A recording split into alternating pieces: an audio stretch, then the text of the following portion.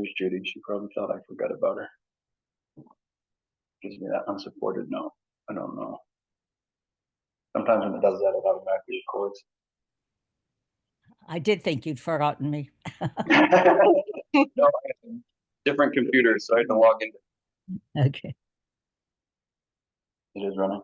Perfect. All right, Bob. We're good? All right, good evening, everybody. We'll call this meeting of the Buckfield Select Board to order for March 11th, 2025 at 6:34 p.m. We do have a quorum. Fire Department Billing and Restitution Ordinance. Discussed that at the last meeting, and I'll make a motion to schedule a public hearing. I'll second that motion. all right. Yes, ma'am. So while we're in the discussion phase, I just want you to be aware, so you don't think I slipped something in there. I did revise one sentence based off of so in section 3, where it said when responding to incidents involving non-residents in the town of Buckfield or upon request of mutual aid from other municipalities when those services are performed by Buckfield Fire Department only. So obviously somebody's not going to get a bill from 4 different fire departments that respond to a car accident. If we're the only department there performing that service, then Buckfield would bill for it.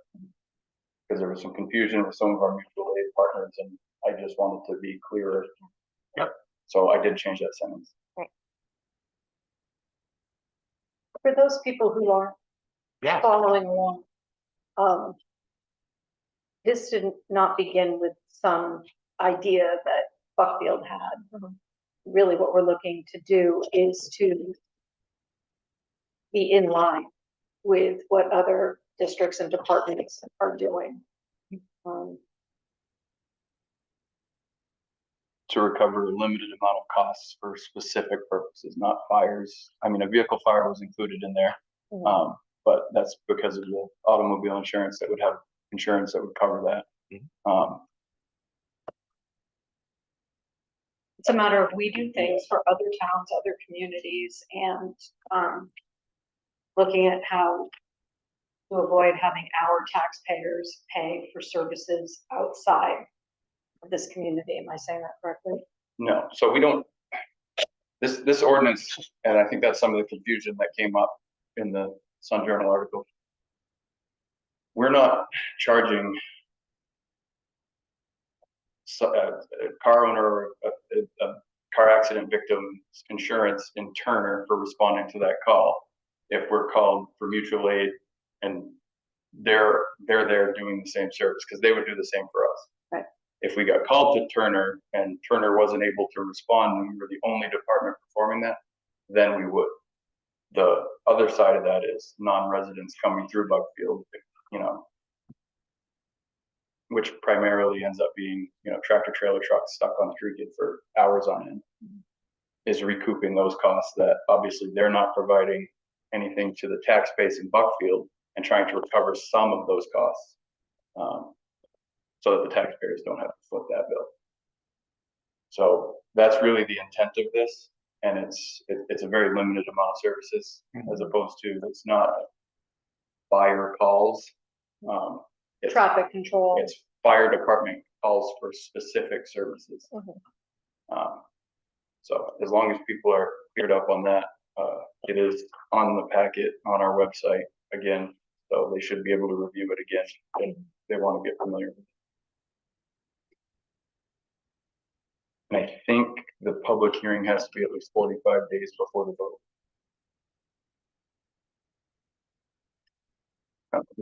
The public hearing, some of the time frames are out there. So we have a public hearing on first. Yes, so we could post this to be included in that public hearing. You can do one public hearing and close that public hearing and then go to the other public hearing. And that one's already posted for 6 o'clock. So you just make this one call out. It's at 6:30. That public hearing. And then you'll have a select board meeting after that. No, we scheduled it on the 8th. No, if you look at number 4. I've got it in here. That could I, be, that no, I could be have my the same as you, Peter. Uh, I We're don't, throwing dates in. yeah. We did the public hearing on the 1st, then moved the select board meeting to the 8th. Okay, so I'll fix that on the calendar. No worries. So, yeah, you could do just the 2 public hearings that night. And then at your meeting, depending on what comes out of that. So might I suggest that we do the public hearing for this issue first? Hmm. So that would be at 6:30, and then we move the budget public hearing to, let's say, 7. Just because I imagine that one may be longer. Well, we can also just say to follow, right? Right. Or have the public hearing for this follow Mhm. the budget public hearing, either way. I wouldn't do that. That budget one could go on for 3 hours. I do the smallest first. That's just my suggestion. All right. Well, I will rescind my motion and make a new one. I will make a motion to reschedule the public hearing on the warrant articles to follow a public hearing on the fire department billing and restitution ordinance on April 1st at 6:30. So it's Second. April 1st. Oh, sorry. Go ahead. I'll second that motion. So to clarify, April 1st at 6:30, we'll be discussing the fire department billing and restitution ordinance. And then following that, we will continue on to the budget warrant articles. All right. Any further discussion? No? All those in favor, Bob, aye. Celia, aye. Peter, I. Sandra, I. Thank you. Review and sign the memorandum of understanding between the town of Buckfield and the Merry Meeting Bay chapter of Trout Unlimited. I will make a motion that the Buckfield Select Board sign the memorandum of understanding between the town of Buckfield and the Merry Meeting Bay chapter of Trout Unlimited. I will second that. Thank you, Peter. All right, further discussion? Incorporated all the changes. So it's just a matter of who uses the vote. You don't have to sign it now, you can sign it after, but Okay. just so it's. Yeah, yeah. Right. I made the motion, Peter seconded.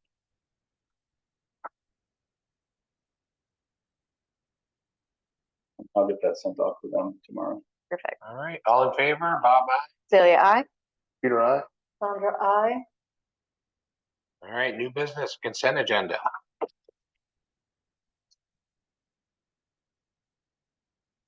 I'll move that we approve the consent agenda. I'll second. Further discussion? We have a couple of reports, as we're at the beginning of the month now. Let's see.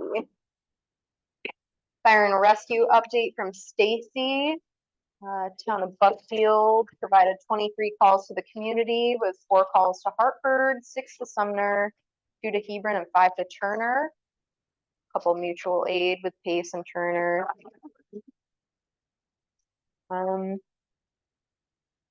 Adam, Buckfield Fire Chief. Buckfield Fire Department responded to 27 calls this month. Had a monthly meeting as well as 2 department trainings. And then the Zadok Long Free Library had 397 patron visits. 80 people attended programs and events at the library this month. They added 47 new books and withdrew 26 and held 12 programs. They have added a daytime book club at the request of patrons, which meets at 1 p.m. on the second Wednesday of each month, if anyone's interested. They've purchased a community pass for the main Mineral and Gem Museum in Bethel for $150. And in the first week, it's already saved people $46. If you haven't been to the main Mineral and Gem Museum, I highly recommend it. Lots of Buckfield representation in there. They also held a raffle at the library to raise $139 of funds. And in March, there is a children's paint party tomorrow on the 12th. Doesn't have a time here, but if you just reach out to the library, I'm sure they'll have that information, and it costs $10 per child. And that's it for updates. Thank you.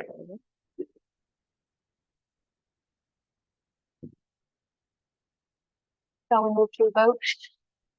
Yes, all those in favor of approving the consent agenda, Bob, aye. Celia, aye.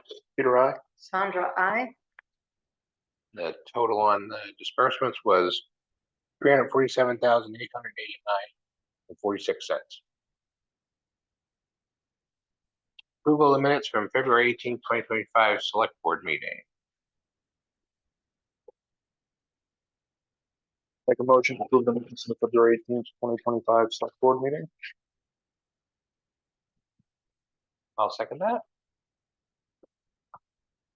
Any discussion?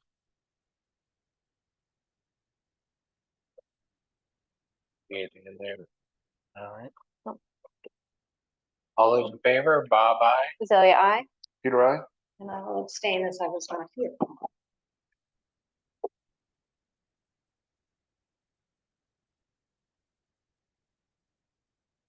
The estate of James V. Jordan. This is a discussion item. I've been advised by the estate that I'm free to talk about it publicly.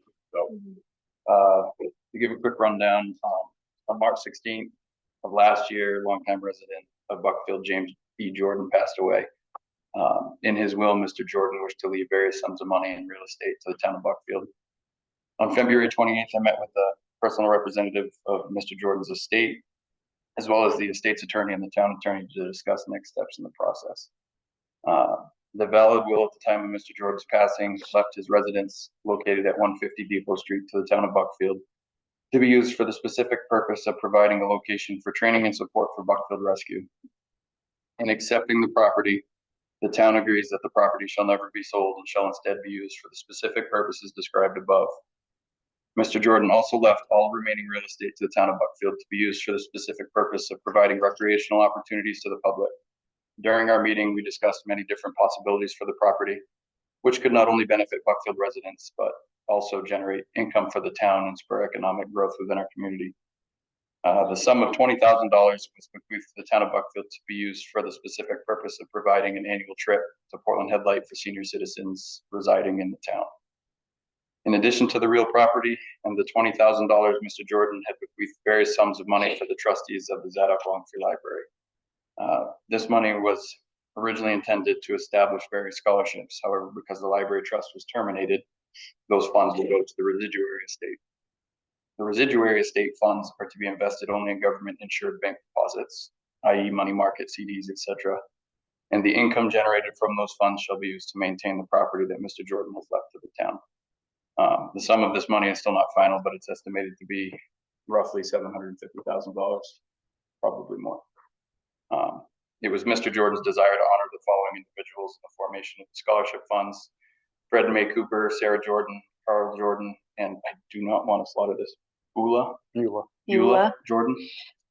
Despite those funds going to the residuary estate, should the town of Buckfield accept the bequests, my recommendation would be to recognize and honor those wishes in naming any park, trail, or facility on the property after each of them. Mm-hmm. At this time, the estate is awaiting word. I wrote this prior to me doing more research from the select board. It's actually from the town. So this will need to be a warrant article on this year's town warrant. I've already drafted it. When we start going over that, I'll show you what it is. It's pretty wordy, but we want to hit on everything.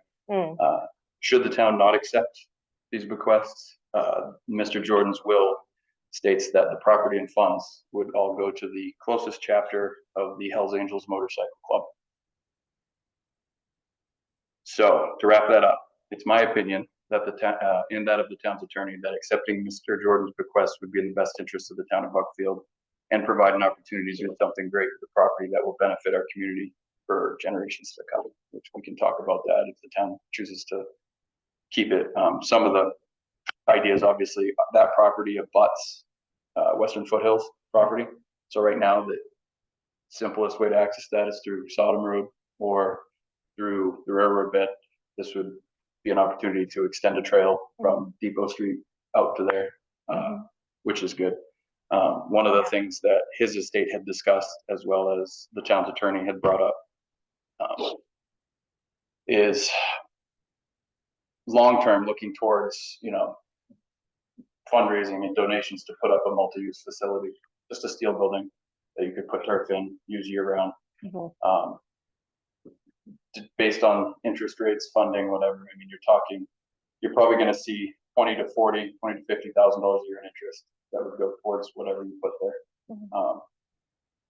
And the reason I talk about economic growth is it's no secret that my family participates in travel sports and everything. And one of the biggest struggles in neighboring communities as well as here is there's not enough indoor facilities for stuff like that. Ingersoll and Auburn, obviously that was a facility that's quite big, but they rent that out by the hour, $100+ an hour. They split it into 2 sections, plus they have cages. That generates income to pay for the facility as well. That's just an idea. Another idea would be, another ball field, whether it be soccer or something, in addition to the walking trails. Or, there's a bunch of things that could be done. My thought process was, 10 years from now, if something like that was possible, you're bringing people in from other communities. They want to shop locally. Maybe that brings more business to town. I don't know, but just all ideas that are there. And in the end, it's going to come down to whether the voters want to accept it. Obviously, taking on property, taking it off the tax rolls, which for the most part, the tax revenue from those 2 properties is small in the grand scheme of things. But it would, it could potentially generate more than what it would have just staying as a residence in an undeveloped lot. So all ideas that came from his estate as well as our attorney, but I think there's a lot of potential there. Some of it's in shoreline zoning, which is classified for limited residential and recreational. So, I mean, it meets the purpose of what his intent was. Yeah. So that's my take on it. I really don't think it's a good idea to let it all go to the Hells Angels, but it'll be up to voters to decide. I think there's definitely a lot of discussion to be had on this. I'm not familiar with the property. You're saying that there is already like a building that can be used for the kind of facility that you're talking about? So his parcel currently is actually one parcel, right? So he's got his residence, and then he's got the rest of the land, which is roughly, it's just shy of 16 acres. I think that's what it is. Sure. In the will, the residence and 2 acres will be broken off for that purpose of providing a location for rescue training.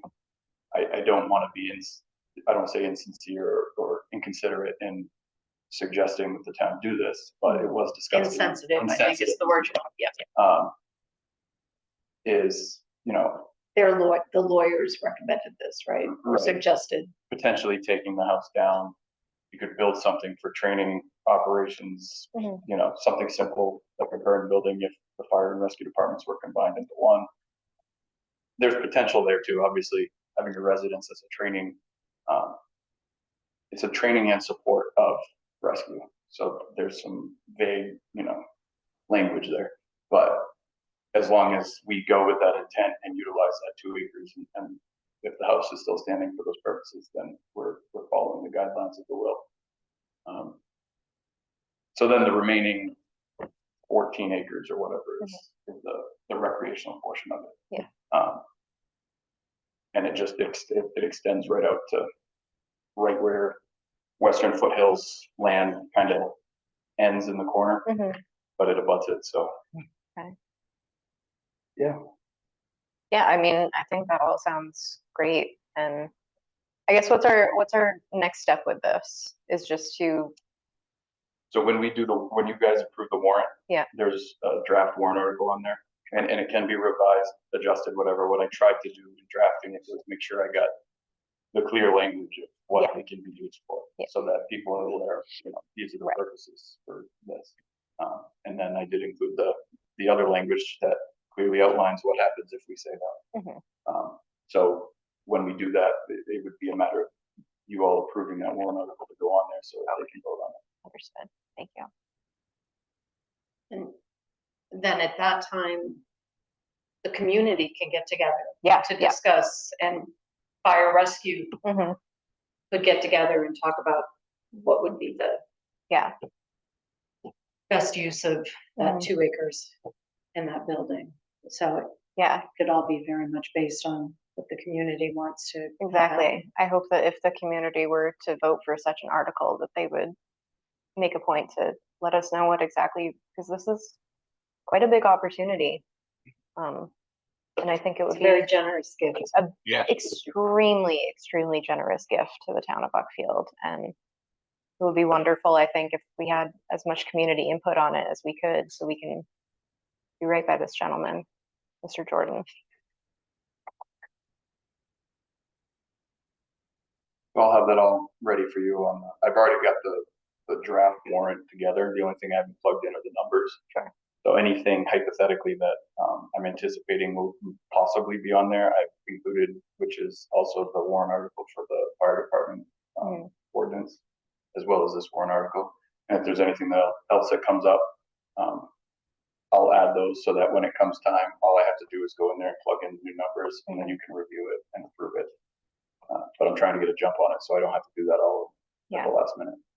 I'd say the thing that I'm most curious about, and I'm sure other people probably are obviously we can't know because we don't know what we would do with this property if it were approved. But I think people would want to know how much at a baseline this would cost them to maintain this property. So at a minimum, if you go with the aspect of we're not going to do anything other than allow it to be open space, Yeah. it would cost us nothing. Mhm. The problem, I don't say the problem, any of the money that's generated as income and isn't used in that year Mhm. will go to the principal. Yeah. So it's not like you can use it the following year. So you have to use it that year. So in year one, any interest that's generated could pay for, say, gravel, tree clearing, benches, if you want to do a park, you know what I mean? So Yeah. there will be a sum of money. The only downfall to the town would be the loss of that tax revenue from that one parcel. But that one parcel coming off Mhm. is going to be the development that's come into town in that year period Yeah. will wash that out. So it'll be a net negative. I mean, it'll be a net positive. Yeah, yeah. The It'll be an monetary asset. gift. Yeah. That he has left would more than cover the Mhm. maintenance of that. Yeah. So unless the town decided to invest in a building or doing something, it will never cost the Mhm. taxpayers anything to have this Yeah. open land for recreation. If they accept it, all it'll do is continue to grow the principal balance of Mhm. that pot of money that'll be. One of the things that was said about the residents too was if there's not an immediate plan for that, Mhm. you could weatherize that house pretty, cheaply, Yeah. and then have it be safe, other than just checking in and making sure everything's good Mhm. without having to have dramatic costs. I mean, obviously you'd have to have insurance on the house, which would be added to the policy, but that wouldn't be any near what we Mhm. what we generate in income, so that could pay for the insurance aspect of it. Judy's got her hand up. Yes, Judy? Well, one, I just wanted to know how old the house is, but the other thing is, look at the alternative. Do you want the help? What is it? The Hells Angels. Hells Angels there? You don't roll with the Hells Angels, Judy? Yeah. Do we know how old the residence It's is? an older building. I don't know the exact year. I haven't pulled the property file. Yeah, yeah. It's a modest, small. I mean, it's just a single family home, Mhm. single level. Right. It with a didn't look like a 19th century farmhouse or anything. It I looked think it's family. fairly modern. So I don't know a whole lot about it. It didn't really state in the will or anything. The one thing that we all talked about was that at some point when it's not snow on the ground and muddy, I was Yeah. going to walk the property. Mhm. There's a couple people in town that are familiar with it, so I might reach out to them to have them show me. Because in the will it said that the lot would be surveyed. I haven't talked to the estate about that yet. It was one of the questions I missed, because they're going to have to survey the 2 acres and then survey the remaining property so that I can actually see Mhm. what, Yeah. and then get some pictures and kind of. Yeah. So there's still a few more steps anyways, as Yeah. far as me just trying to gain, I can look at it on tax map, but The shoreline zoning with the parcels was nice because I could identify the parcel and see what portion of it, was in wetland or in residential, recreational. So it was good to kind of get that aspect of it.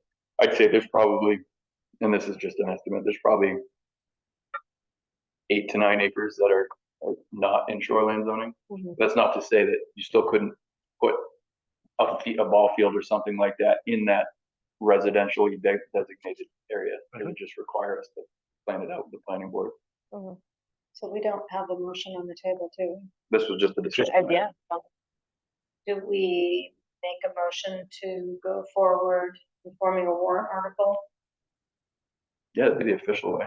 Okay. I mean, you're inevitably gonna vote to approve the warrant too, so. Yeah. But that would be good. I'll make a motion to move forward with drafting a warrant article.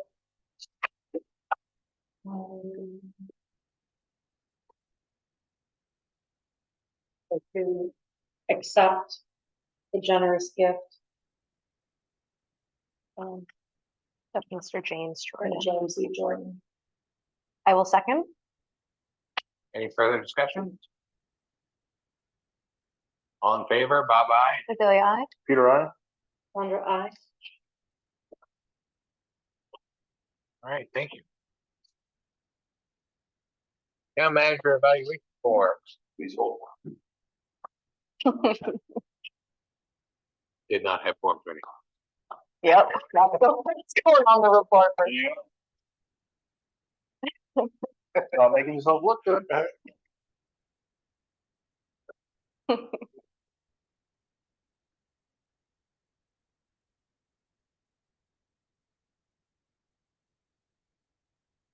We just took you down 10 points. We're not having to.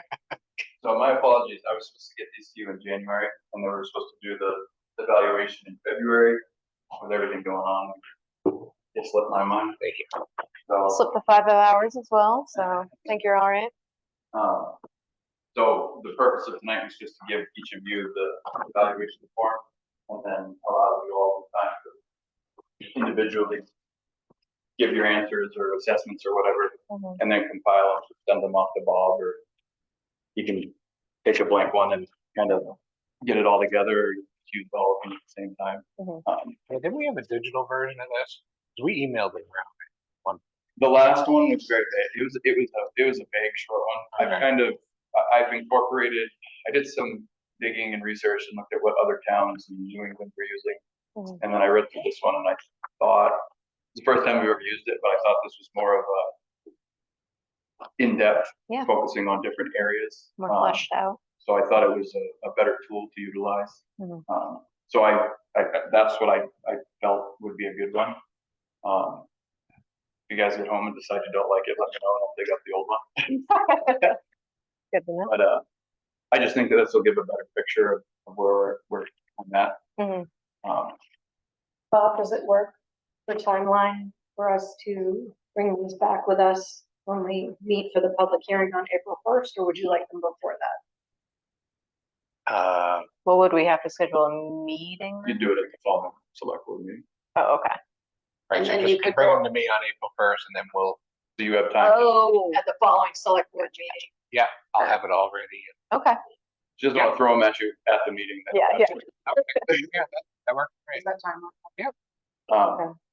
And then just to spin off of that, in reviewing my contract, I realized it was signed for fiscal years, Oh, not for my anniversary. So my contract expires on June 30th. So we'll, at the same time, we can go over a new contract or an extension thereof. I've already reviewed it and I'll provide you with what I have, and then you guys can discuss it on your own without me before you want to beat me up. But it's basically the same thing. There's a couple minor adjustments that I'd like to see, but I'm not asking the town for any money. I mean, the only thing we've already discussed in open session for the budget, I'm asking the same 2.5% that I'm asking for everybody else. I'm cognizant of where we're at budget wise, not just us, the RSU and county. So I'm not gonna come in here at the end of my contract at 0 hour and be like, yeah, you need to pay me a whole bunch more money. That's not what I'm trying to do. I just want to make sure what I would normally like to do, and I should have, if I wasn't new when I started all of this, was at the end of year 2, I would have come here for an extension so that we'd always be, 1 year ahead and we're not waiting till the last minute. And I'll try to be more cognizant of the timing on the next one so that we're not 3 months out. Yep. But Yes. So in the spirit of evaluations, perhaps as we do this, because I'm looking at in progress items. Number 4, self-evaluations and goal setting. Perhaps as we do this, we could each come up with maybe 2 areas that we could propose, that we set some goals around, or what are some things that we would like to improve performance as a board, as a board. And then we can compile those things and as a group, maybe pick 3. And then once we achieve mastery or improvement of those 3, we can pick others. And that way we'll be moving forward on that item, which has lived there for a long time. Agreed. I think that sounds like a Bring great it back idea, on April Sandra. 1st. But on April 1st, we can Yeah, well, give those to you and you can look at them and compile them and okay. let us know which 3 things we will focus on. All right.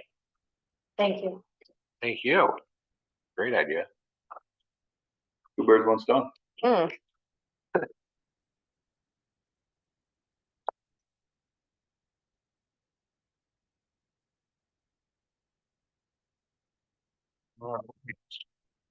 2025, 2026 proposed budget. Pull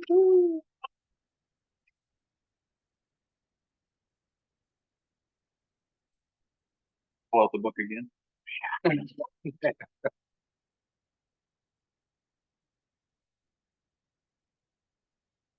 So thank you to the 5 people who attended workshops. Certainly, we would have liked to have seen more people here, but it was exciting to have Yeah. 5 people with their thoughts and their feedback. So thank you to those folks. And I'm correct that we continue to take input and feedback from all community members. Reach out to any one of us, phone call, email. Yeah, I haven't received any emails as of yet. I've received, just limited input from people coming in and out. I mean, obviously it's the same thing as usual, be cognizant of the costs, and it's nothing specific, they're not looking at anything specific. If I was that person that just came in and threw a number out there because that's what I think I need because of, the roads being the way the roads are, that, that $470,000 figure would have been a lot higher. Buckfield needs a lot more than $470,000 to fix the roads that are in the worst condition. But I also understand that we can't afford to fix 6 miles of road a year. 470 has been a consistent for the last 2 to 3 years. I think it dropped down 1 year and then went back up, but we've been able to get close to 1.5 miles to 2 miles of road. And judging by the number of concerned citizens, I get the emails, the Facebook posts, anything that somebody talks about the roads here, the majority of people in town want the roads fixed. So that's really why I didn't adjust that number. Yeah. But should it be adjusted? Right? Because that's going to get us fewer miles each year if we keep it the same. Yeah. I wouldn't recommend doing it. Looking at the overall budget, I feel like we increased in areas that need to be, I did increase the all roads portion of it because not everything is paving. Yeah. Some of it's culverts and, repairing potholes and, which we have a lot of. Which by the way, Public Works was out today patching. I hope we don't get a storm and we don't rip them all up, but that was the plan a couple weeks ago, was to get out as soon as it got warm to start doing that. I know people are getting eager, wanting to know what the town's doing to, it did not make any sense to put patch down and then plow it right up. The other thing that isn't being, hasn't been discussed is our patch box or patch wagon, hot box, or whatever you want to call it. It's tired. It's been fixed and, buttoned back together, and that thing ran for a long time just to heat up enough to get that stuff pliable. Last year in the fall, we tried putting that patch up on Paris Hill on that one cross culvert, and even with the excavator, we could not spread that stuff out fast enough before it just stopped moving. So the winter times are really hard to do that stuff. We've worked real hard at, filling potholes with stone dust or with gravel, just trying to get by temporarily through the winter months. Unfortunately, when it snows or it rains, it washes out and we got to go back and do it again. So we've just been chasing our tails a lot. But I think increasing that all roads budget will help us get some of that done earlier in the season. Last year's debacle with the paving company not being able to get there when we thought they were going to get there, and then all the work we had put into that road to get ready for it, really put us in a tight spot up in North Buckfield. And you can't anticipate for everything. It just happened, and all we can do is kind of deal with it. But I think what I put in there, as far as trucks, being able to put money into the trucks that we have rather than letting them rot into the ground and then having to buy a brand new one, will save us money in the long term. But these trucks are going to continue to need more and more maintenance every year as we go. And then we kind of need to do a cost analysis of, does it make sense to put X amount of dollars into these trucks every year? Or, when's the right ideal time to say it's time to retire that truck? Yeah. And then you have to consider safety too, safety to the traveling public and safety to our drivers. So all in all, Public Works is a big portion of our budget, but close to half of it is just paving. When does the road committee meet again? We don't have a set schedule. Usually it's right around the time I send out the RFP. We'll sit down, talk about the plans, and because I'm not good at writing road specs. I have the road specs to reclaim the road and put the basin and the surface on that we have been doing. If there was anything that we wanted to adjust and just do just a resurface, I don't have any specs for that. So I would rely on the road committee for that too. And the plan going forward is to utilize them a little bit more to build these budgets up as well. I'm just, like you, I have heard and read the commentary and want to make sure that people have an outlet, a place to participate. So those people who have concerns about the schedule, which roads will be worked on when, to participate in those discussions, which would be the road committee. And said it's not a matter of anyone in this group being opposed to doing more work on the roads. It's, does this town want to pay more taxes in order to do more work on the roads? And that's up to the community. It's whatever the community wants. And I think the overall message that we hear from people is don't increase things any more than you absolutely have to, which is why we would not increase the road, the paving budget. But I also hear people saying, I want the roads fixed yesterday. Which will cost a lot of money. So once we have the date of the next road committee meeting, we can make sure that gets out there. So that's where people could go and participate in the process. People should check the town calendar regularly on the website too. all those dates are posted for any meetings, you know, especially if a meeting's scheduled months out in advance, you know, you can look and see what we have planned. Is there a way to download the town calendar to one's phone? Because I know that, is it Google Calendar that you use for the town calendar? Yep. I think I can, I've done it to my iPhone. Yeah. I just don't remember. I know some of the sports teams do it and Mhm. they'll export the, Right, like I feel like practice you can schedules. generate a link. Yeah. They have like an To make option it there. shareable. So maybe that would be beneficial to have up on the town website, a place where people can just download it straight to their own GCal. On your free time, please get right on that. no, it is a good feature. Well, I'm looking my- right here.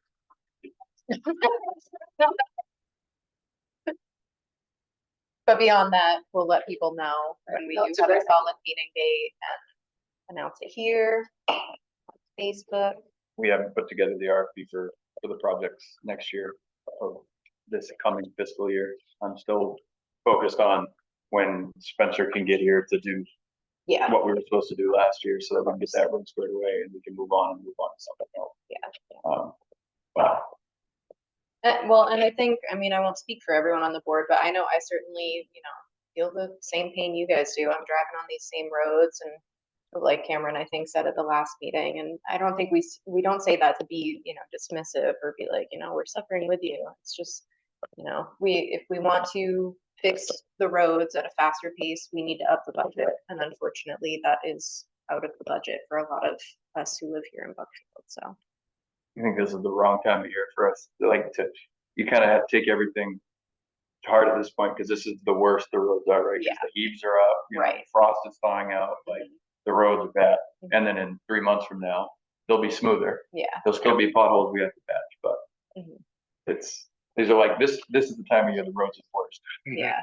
And the roads are posted now, so, obviously that's so they don't get any worse than they are. Mhm. But, yeah, Is there a avenue that people can reach out if they feel like, does the town of Buckfield post like those little orange bump signs? so we do. They get run over. And then, I mean, we put them on the telephone poles, they get ripped off. Like, we do go out there and do that. It's another instance of which we chase our tails. It's not an excuse, because we do, when we're cognizant and aware of it. It's like road signs when they disappear. Mhm. Once we're aware of it, we order a new road sign, we put it up. Yeah. But it's just, if there's a really bad bump, like, Bryant Road, on the corner of Back Bryant and Bryant, there's been a pothole there. I've received a number of complaints about it. Mhm. Public Works is going over there to patch today. I had told them before the storm to go and fill it with gravel. Mhm. Fill it with gravel, it gets pulled up. I don't think they actually got over there with gravel, but I know today they were out patching different roads, and I believe that was one of the ones that they had on their radar. So Yeah. It's just, I do hear people when they come in. Mhm. I just can't get to it right away. You know what I mean? Like as soon as I'm done talking to somebody, I'm on the phone with the foreman. Yeah. And that includes Fridays. So he gets bothered on Fridays, Mhm. just so that he's aware of what's going on. And if it's bad enough, he'll come in on his day off and take care of it. But cold patching by yourself, it's not. I mean, it's not. If you call us on a Friday, odds are it's probably not going to get patched until the following workday. Yeah. If they have the materials and there's not something else going. Mhm. Yes, Was our plan to go through, I think so, yeah. Yes, Go but- through the whole budget. Yeah, we just got. so should we Right. jump ahead to Public Works? And go through that section now or start at the beginning? Let's just start at the beginning. Yeah. Maybe when we get to Public Works, we don't have anything else to say. And I don't know. Real quick. Oh, yeah, of Yeah. course.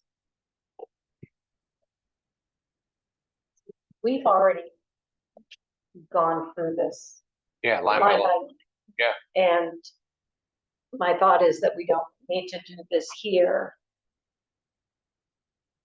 Go through it line by line, except if somebody has a question, something to discuss, or should we? That's what I'm thinking, Yeah, yeah. you just go through like page one, any questions, comments? Right. Mhm. Yep, I think that sounds reasonable.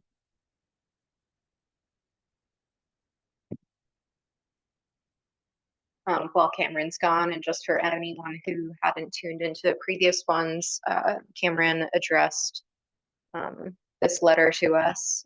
Dear members of the Buckfield Select Board, over the last 2 years, we have worked diligently to present budgets that remain relatively flat or closely follow revenue growth, even as many other communities have faced double-digit increases. However, the continued rise in the cost of goods and services has impacted the town of Buckfield, making it increasingly challenging to maintain level funding without compromising essential services. The proposed 2025 to 2026 budget does not include any new debt service items. However, it does reflect necessary increases in various supply lines, as well as wage adjustments for the fire and rescue departments. Administration, Public Works, Solid Waste, and library employees are proposed to receive a 2.5% cost of living adjustment, which aligns with the most recent Social Security adjustment. Additionally, I have proposed a change to the town's health insurance benefit structure. The current cost share arrangement of 80-20 for individual coverage and 50-50 for family coverage has placed Buckfield at a competitive disadvantage when recruiting and retaining employees. The proposed change would adjust the structure to 90% to 10% for individual coverage, 70-30 for employee and children coverage, and maintain 50-50 for family coverage. A survey of other municipalities indicates that many have already moved to offering 100% individual coverage and 80% family coverage. Improving our benefits package will help retain our current workforce as well as attract quality candidates in the future. The town's public work fleet is aging, leading to increased maintenance needs. This past winter, we experienced multiple breakdowns, but were able to mitigate costs by performing most repairs in-house, saving taxpayers a considerable amount. For the upcoming year, our focus remains on preventative maintenance to extend the lifespan of our current fleet. While we anticipate the need to replace our oldest truck in the next year or two, both the Public Works foreman and I agree that deferring the purchase for another year is the most fiscally responsible course of action at this time. The solid waste budget, which we share with the town of Sumner, saw a considerable increase for a number of reasons. In 2024, Maine Waste to Energy began charging $25 per mattress that we dispose of. Additionally, the cost of disposing mainstream waste and bulky waste has increased as well. Since the transfer station does not charge for disposal of any items, the budget must be adjusted to keep up with these increases. The overall proposed municipal expense budget represents an 8.9% increase over last year before accounting for revenues. One of the more significant challenges we face in the upcoming fiscal year is a reduction in state municipal revenue sharing. The town of Buckfield's projected revenue sharing for 2024 to 2025 was $575,000, but initial estimates for 2025 to 2026 indicate a reduction to approximately $475,000, a $100,000 shortfall. This reduction will undoubtedly impact the tax rate for the coming fiscal year. However, local revenue projections indicate a modest increase of over $14,000, which will help offset some of this loss. The proposed budget before you estimates an increase of 5% to both the school and county budgets. This figure is an estimate alone until I've received more solid figures from them. Last year, the RSU 10 assessment for Buckfield represented an 11.1% increase, while our assessment for Oxford County increased by 25%. I am hopeful that both the school and county can come in more realistically this fiscal year, but I urge you, as well as the residents of Buckfield, to pay close attention to the RSU budget process and to attend the annual budget meeting.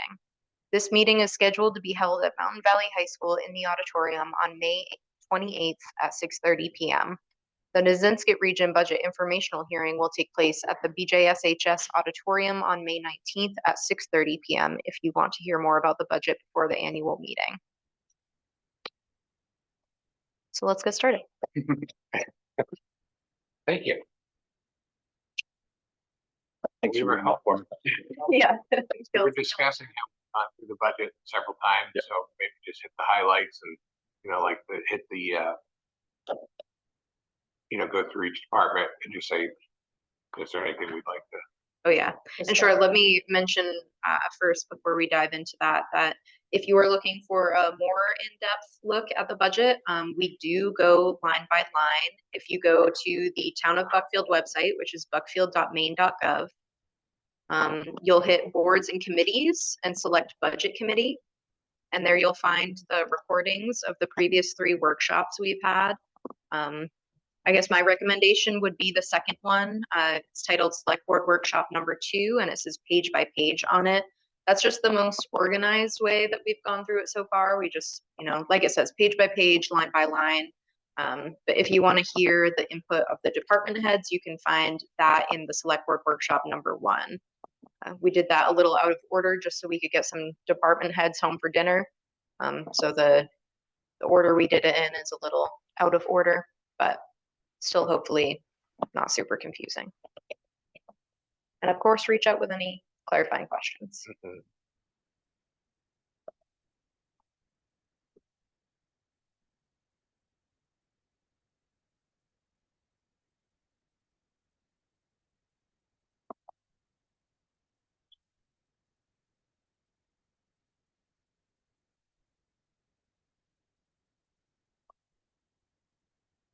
All on the screen. You tell me where to go and I'll go. There we go. So we'll just hit the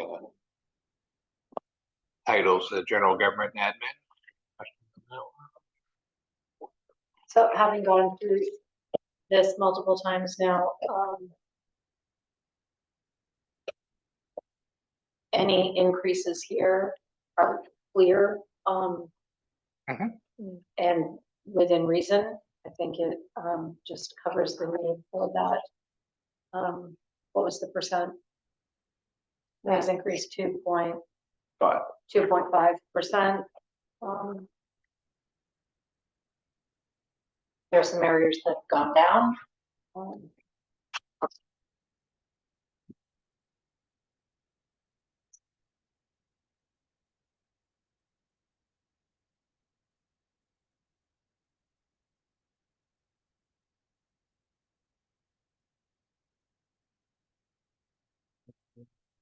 It's clear, Cameron, that you don't just pull these numbers out of a hat somewhere, that this is based on what we've spent over the past year and what we will need to spend in the next year to maintain services at the level that we currently have. Just math. Just math. Mhm. I think one of the things that did come up in one of the workshops was centered around postage. I was supposed to look that number up. I didn't, so I can probably. If anything changes on that line, based off what I see, I'll let you all know before. Yes, because postage is going up. I'll let you know before next week because I can just circle that so that I don't. Because I've kept that line basically the same, I think, for the last 2 years.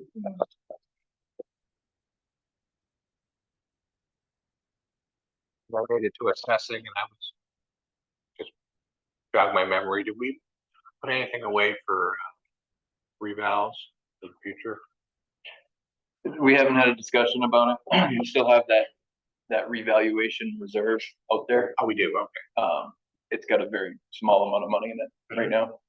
So obviously planning for the future, you might want to put a little bit away for it, but that discussion hasn't happened yet. So there's nothing in the budget specifically allocated for that. There's actually not a lot of reserve stuff here. One of the things that we had discussed, or I had told you, was I had put together that capital improvement plan on where we would need to be if we were actually on top of everything, all the equipment we have, the expected life cycle of everything, and what we would need to generate in revenue. And it's not fiscally possible. We would have to raise over $1 million just in putting money aside from the budget to make that happen. So unfortunately, I guess we kind of use we obviously know the ambulance aspect of, we have roughly half of what we need for that. There's no allocations for reserve proposed in this budget. And I had said that may be something you want to talk about because we really need to come up with roughly $120,000, whether we remount or replace that ambulance. But at some point that ambulance is going to go down and we're going to be playing Russian roulette because if the second one goes down, there's no ambulances to borrow. So within this section right here, what is the responsible schedule to follow for revals? it's all really dictated by the market. And here's the thing, in 10 years, we may not have to do a full reval. We may just have to do a market adjustment. There's different processes that can be had. You know, you could probably do a market adjustment with somebody like KRT or O'Donnell or whatever. Actually, I think O'Donnell, if he ever takes over town, wants to do a complete reval and use his own numbers. So if you did something like that with a KRT, you know, it's probably a reduced cost to just go through administratively and look at the accounts and adjust everything, you know, like land. If the land prices go down, adjust the land. Building prices go up and then goes down, make those adjustments, but that still comes at a cost. It could be $50,000. But I also don't like just putting money in the bank and just saying, oh, we might use it someday. Right, no, Yeah. I just want it to be not 30 years between. Yes. Yeah. Yeah. You know, I mean, if you put $5,000 away. Yeah. Every year. Yeah. Towards that, you'd have $50,000 after the end of the 10 years. You could have enough money to do that partial assessment or reval or whatever. Or you'd have the first payment of, you know, what could, something's better than nothing. So I might suggest that there are a lot of things we should probably do this with, but financially we can't do all of them, but this is one area that you never want to get into that situation again. So to look at $5,000 set aside for the reval, with a plan to do that each year. I'm gonna have to create the account because it doesn't show up on here. So this would be a separate line, correct? Yeah, it'd be a line under the assessing. I can't remember the exact code. Actually, I can because this one has. It'd be a 511 number, like 511, 520 is the historic preservation reserve account, which I had taken that $2,000 out of historic preservation in the budget line and put that as a reserve appropriation. So I'll just have to add in a 511, whatever the account number is for the reval reserve to be able to show that on the budget as a reserve appropriation.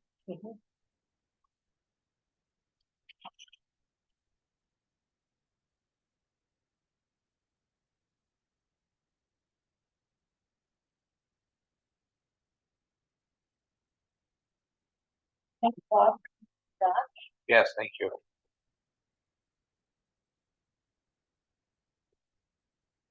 And then as far as I did put an appropriation of $10,000 for the municipal center, because right now we're only at $2,500 in there. Obviously, with the things we've talked about, we're gonna need more than $12,500, but the 10,000 is a good start to get towards those things. Absolutely.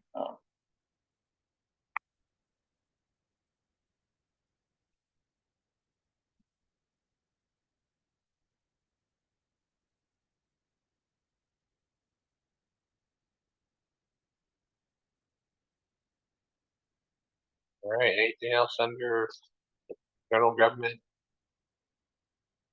Multi-center? This picture is very small now. I just want to make sure that she doesn't have her hand raised. No. If you end up raising your hand, Judy, just wave your hands frantically. You good so far? Yeah. All right, how about under public safety fire?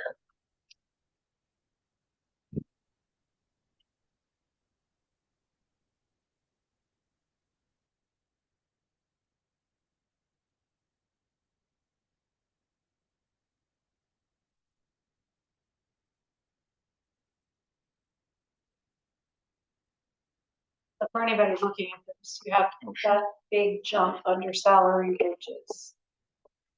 And it's a big jump.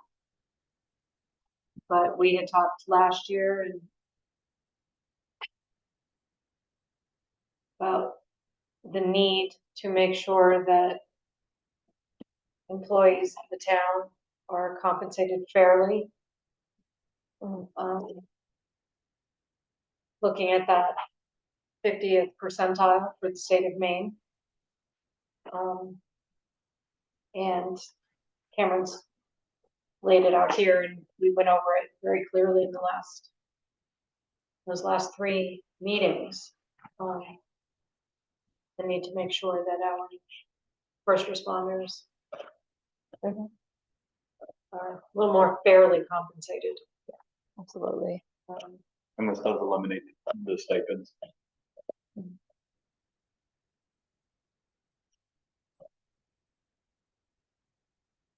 It encourages training growth too, right? Right. Development, having more experience, more knowledge, more skills to provide down as well. There's no real, most firefighters are firefighters and they want to be firefighters. It's fun, but there's really there's not a lot of them. And there's not a lot of enticement to be like, well, why do I want to spend 3 months in school, getting my firefighter 1 and 2? If I'm going to get the same amount of money, whether I do it or not. And the truth is, a firefighter with firefighter 1 and 2 is more valuable to the town than somebody who just drives a truck or rolls up hose. I mean, I'm not saying that those positions aren't important, but it's. But how can we encourage those folks to Keep it gain more skills? Right. So we take this one big jump, and then next year we're looking at perhaps 2.5% increase. And we're not looking to make this jump year after year. No. Yep. We had already done this to just about every other employee category in town. These were the last 2, fire and rescue were the last 2 to really tackle, because obviously they're public safety is expensive, but it's also something that you need. I know there have been people that have commented on doing away with our fire rescue services and contracting out. From everything this board has learned and the research that's been done, that would not be any less expensive. But beyond that, we look that this town has voted to have the fire rescue station that we have and the equipment that we have. And at this point, this is the system we have in place, and we need to make sure that it is properly funded to meet the needs of the community. It's not as easy as just saying, we're not going to do this anymore, we'll contract out. That would not save us any money. And I don't know the specifics of all Harper's contracts, for example. They don't have a fire department. They contract with us, they contract with Canton, and they contract with Turner. Right? Yeah. Yes. And I believe Turner and Canton's portions of the town are bigger than our portion, or I think so. per capita. Yeah. I think it's larger. So I mean, I don't know what their end cost is. I haven't looked at their budget, but not having anything, I'm guessing it's relatively not as expensive as us, but they're relying on 3 other towns to provide that service to them. And it's an essential service that the state mandates too, so right. it's not like they could opt out. No, they can't. Yeah. It's like, and at that point, you're beholden to whoever's willing to step up and do it. And it's just not, we're a weird town, right? We're halfway to Auburn, halfway to South Paris. And it takes a long time to get over that mountain in the winter, and it takes a long time to get here from Auburn if you're coming in a fire truck or an ambulance. So, and that's just that, right? Yep. What if the ambulance is coming from Woodstock? it could be.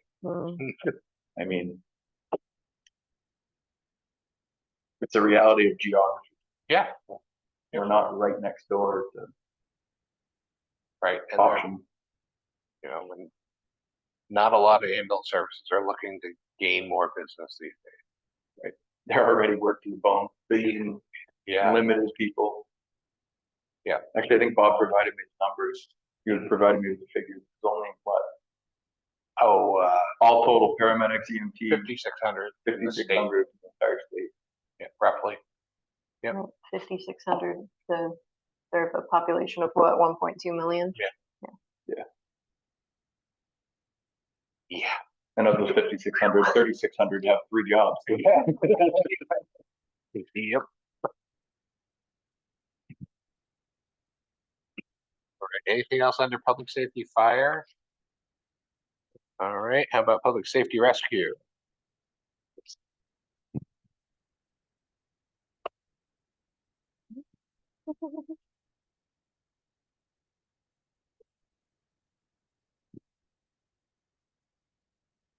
Obviously, that, you know, that's an increase. We just hit on that as well. Mhm.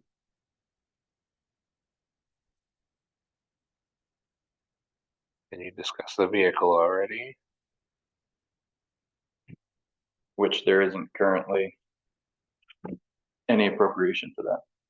Mhm. In the draft warrant article, or in the draft warrant, there is a warrant article that we always have Mhm. about any revenue over the projected revenue going into that reserve.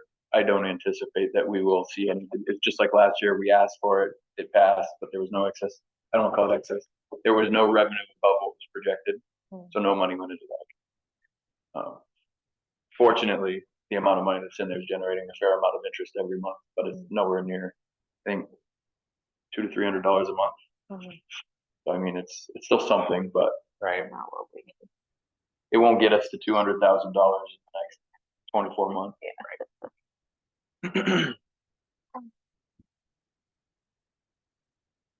And again, I didn't put that stuff in here because I didn't know where Mhm.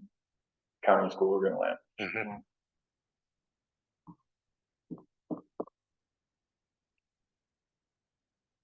So would we'd be wise to add something. It's I know, I'm like. a little bit now, or when it comes time, it's gonna be a lot at that point. Yeah, You know what I mean? right, $100,000 is $100,000. Yeah.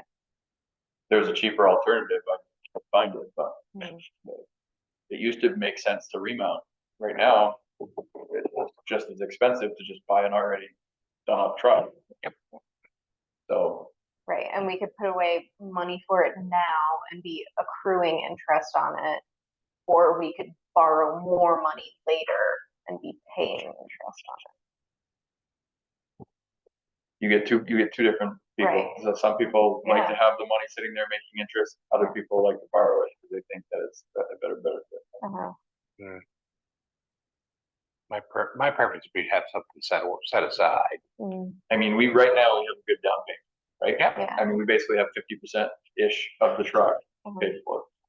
So if we do have to finance it, we can pay that all up front mhm. and reduce what the town would have to pay for 5 years or whatever. But again, if we get into that cycle, like I said, a lot of services will rotate trucks every 8 years, Mhm. or that's their intent. The last few years, it's gone further than that, you know, as a municipality, but now we're serving, you know, other communities too. I was thinking like 10 years. Mhm. So after paying it off in 5 years, we need to be saving for those last 5 years if this is gonna be a capital improvement plan and, you know, capital asset planning. Because not just writing that payment off and being like, oh, you just saved $300. Like the perfect example would be this year, right? Had we started this 10 years ago, Mm. our truck payments for public works fell off, right? 2 of them. Rather than eliminating that from the budget, but because of the lost revenue that's helping us, you would just take a portion of that money and start setting that aside into the reserve. So it's not, you're not getting this with the Yeah. taxpayers. Yep. You know what I mean? They're used to paying a set amount and they're not startled by these huge spikes and drops and, and stuff like that. I just, with the economic world right now, I just don't, Right, I right. couldn't see taking that $30,000 and just saying, Mhm. put it into this bank account because, I mean, by the time we need to replace that truck next year or the year after, not the rusty one, but the public works one, we're not gonna have enough. We'll just have a down payment. Which I'm not saying you shouldn't do that either. It's a good start. And then again, once you pay it off, continue to put that money aside for those purposes. And that's how we build our capital improvement plan and get on track with this stuff. We're not gonna be able to do it overnight. Right, small amounts over time. Yep. You know, if the payment's 30,000, take $15,000 a year and put it into an account, depending on what that payment is. Mhm. Um, Yep. Yeah, No, it makes sense to me. that's the only way I can see Buckfield getting on to some track of Yeah. a plan. Yeah. Is when these payments come down, give them a little bit of a break, right? Mhm. But the reality is, We gotta start thinking of what's next. Yeah. Yep. There's always gonna be something coming down the line. nothing's gonna last forever. Yeah. Especially. So do you want so do you want to add something in reserve for a rescue vehicle?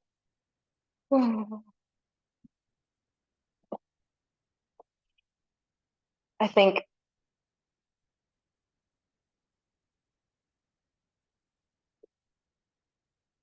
you know what I think. I'm similar to Cameron. I'm of two minds. I don't want to increase a tax burden on people, but on the other hand, I think it's irresponsible to not anticipate this. And the more we save now, the less interest we're paying later or something. I'm young, I have a very rudimentary No, it view on makes sense. finances, but Makes perfect sense to me. Cameron, do you have handy roughly the number of payroll hours for rescue? It's 6 days a week, 24 hours times 2.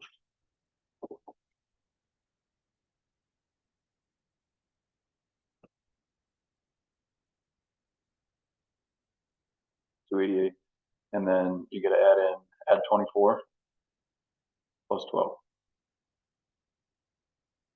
324 hours a week.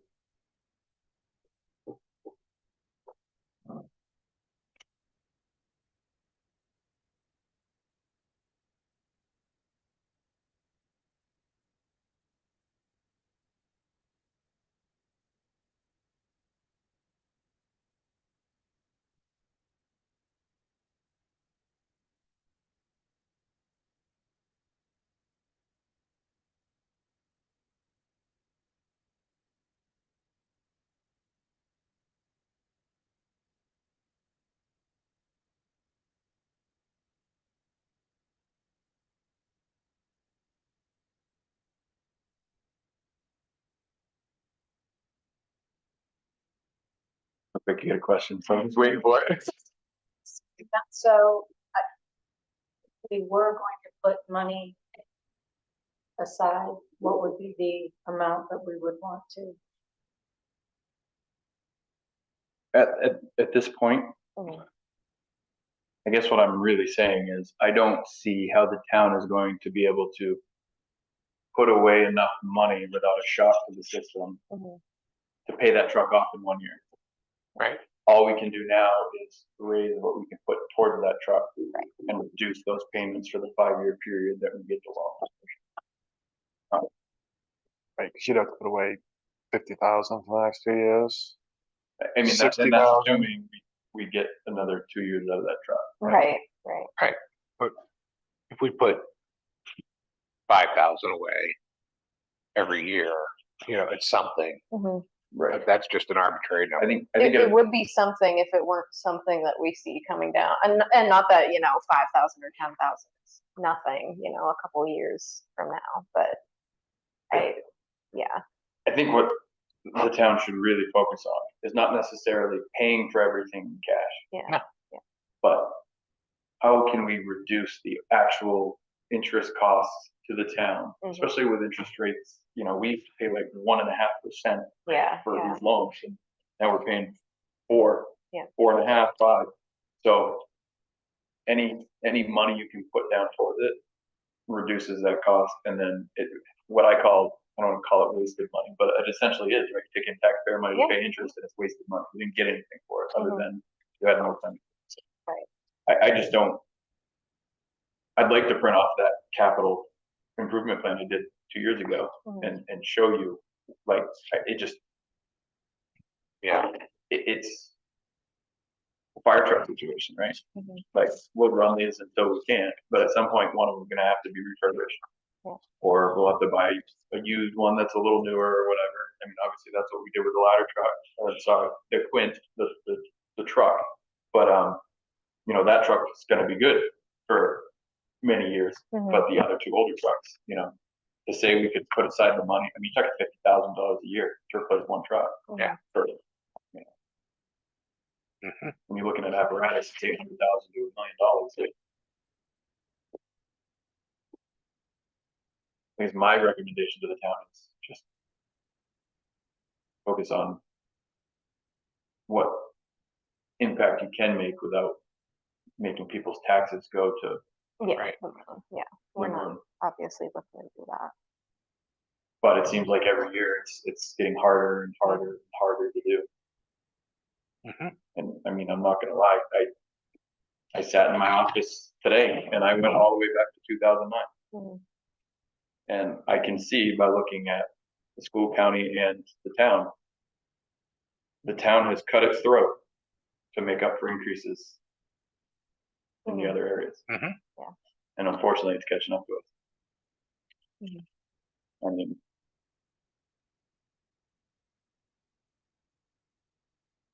I try to be as clear as possible. Whenever I've had an increase in the municipal budget, sure, the budget's 15%, like last year. Last year's budget was 15% higher. Mhm.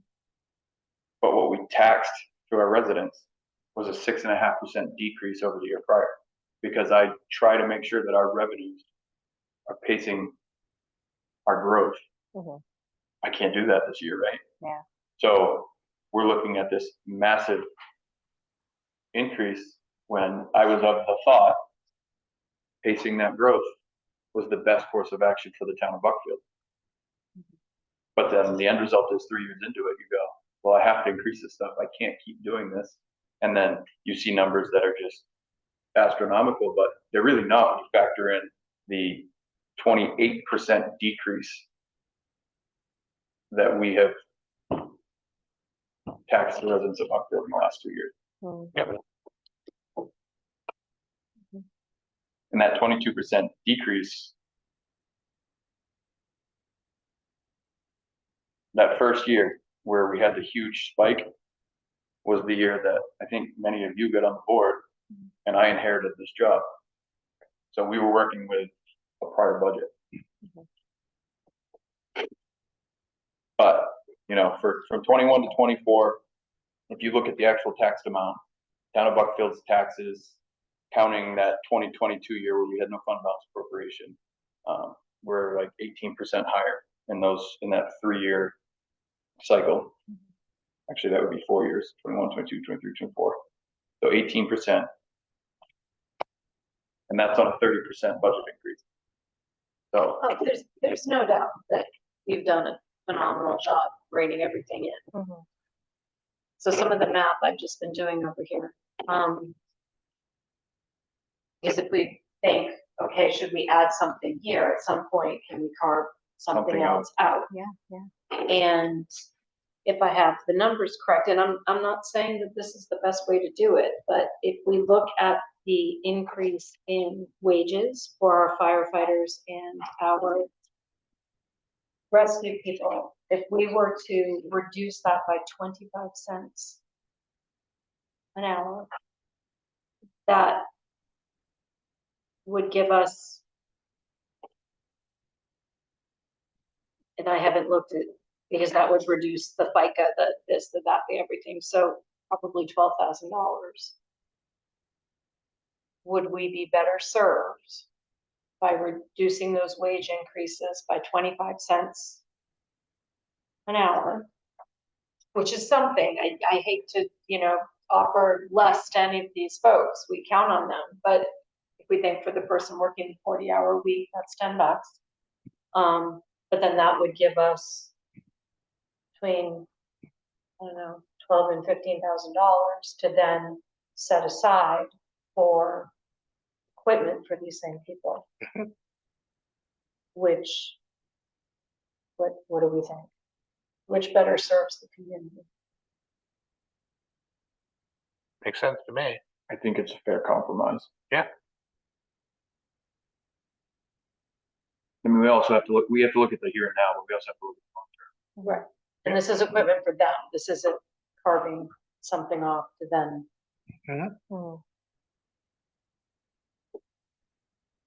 Have it in another department. Yeah, I think even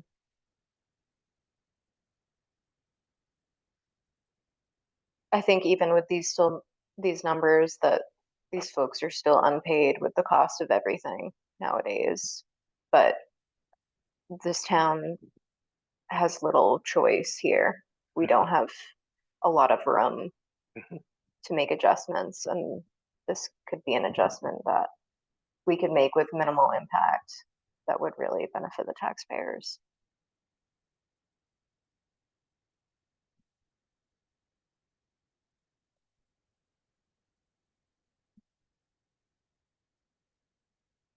So for instance, the lieutenant salary, instead of being $20 an hour, would be $19.75.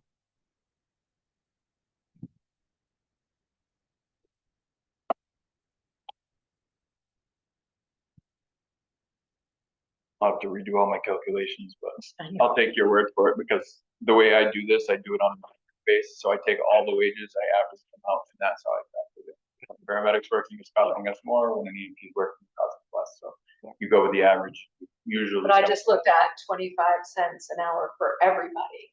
So if we just do it by the number of hours.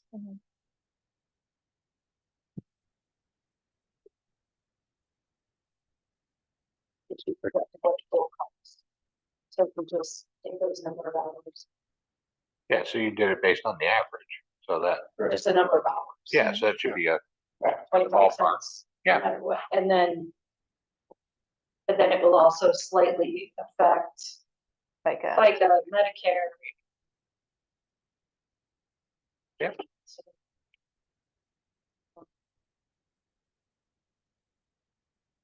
But that's something to set aside for future equipment.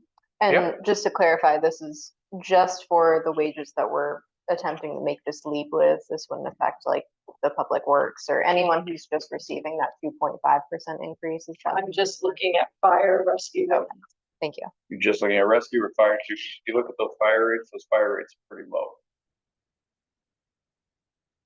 I was looking at all of it because we were talking about putting money aside for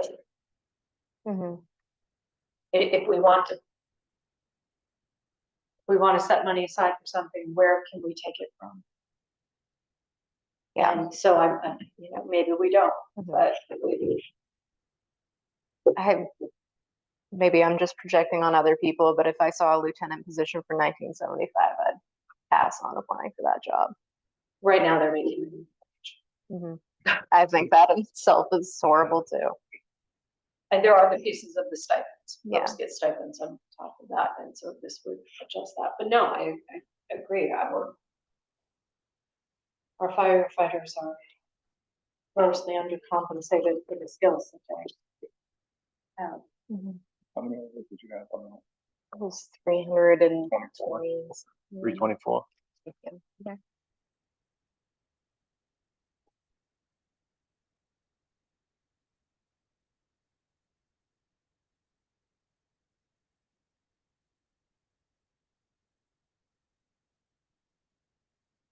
I'm coming up with.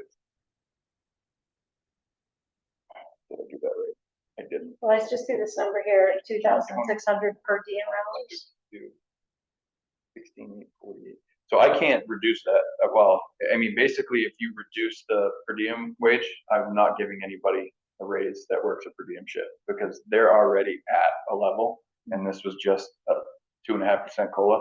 So if you take that away, they're not going to get a raise. And They're already, even with 2.5, they're still not really getting a raise with inflation. So this is okay. So if we go up here to these others, that would be the 1,700.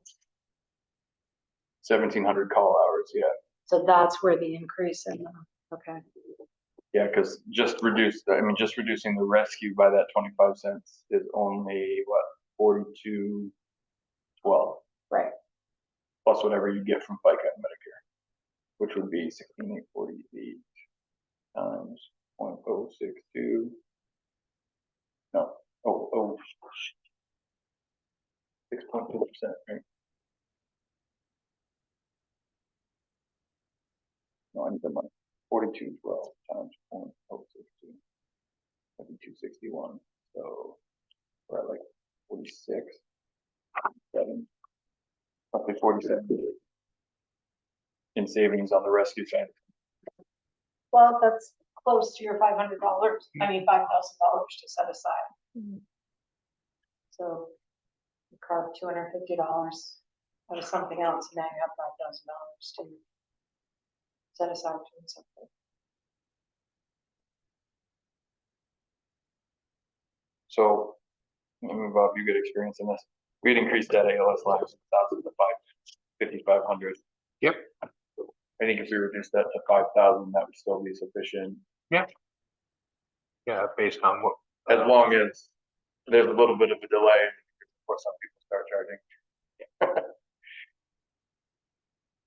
And I didn't, that 55 didn't compensate for if we do ALS for somebody that's charging us, we'll charge them back, and basically it'll be a wash. So Yep. I think you could probably make that 5,000. This is 504, 484. Make the 25-cent reduction. Adjust the FICA, Medicare, and the PFML, Mhm. which, so technically I'm giving them a 2.5%, but really they're only getting 2 because they're paying 0.5%. Yeah. So, that should give you the $5,000 with some, actually probably like $250 in savings, which would have to be added at the end under reserve. And it would be that 511 and then whatever that code is. If your recommendation is 5,000. Towards vehicle. But for the rescue equipment, capital improvement reserve, or capital asset reserve. Whatever. I hate to complicate the numbers anymore, and you can We're just easy. dismiss what I'm saying here, but I think that it would be in the interest of employee retention, employee satisfaction, maybe another draw to the town of Buckfield. I think that we should consider covering the 0.5% of the main paid family leave and just cover the full 1%. I can tally that up for the next meeting. Mhm. I mean, all I have to do is take all the wage lines and just do that, figure out what that other 0.5% is and add it into each one. Mhm. I can't imagine it. I mean, And that'd be for everybody Mhm. in town. probably help Judy if I was actually on the page. Oh, I am. So just for the sake of simplicity here, I'm going to take the figure that was here, EBT 464. I'm going to start tracked out at 4212. And then I'm going to multiply that by 0.005. So for like rescue, it would be $1,891 added to that other employee benefit line. Mhm. You need to look at the entire town. I know, I'm just saying for this one department we're talking about right now, that's what it would look like for this one department. Mhm. So obviously, that budget, that wage line is considerably higher, so a quarter of that divided by be roughly $475 for fire.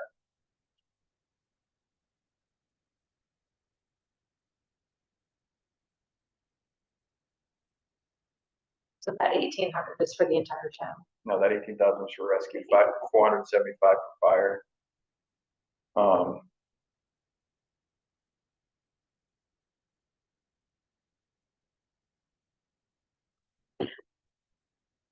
But you agree with it, not main, the people with main voted for this. Mhm. So It'd be roughly $1,000 for general admin another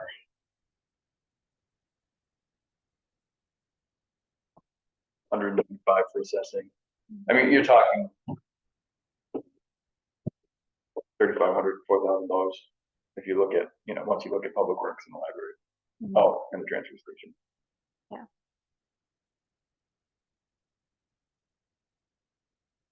I'm just thinking like, I know we did a cost of living adjustment with last year's wages, but last year's inflation itself was at like, 7 or 8%. This year, oh, okay. Well, I know this past year was 3% according to Google. But I think that if we're giving them a 2.5 cost of living adjustment and covering that extra 0.5%, it's modest, but it's something. It's a little more money in our employees' pockets so they can go home and feed their families and sign their kids up for baseball.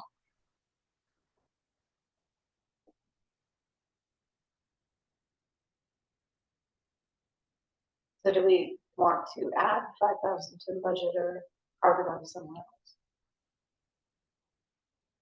Up to you.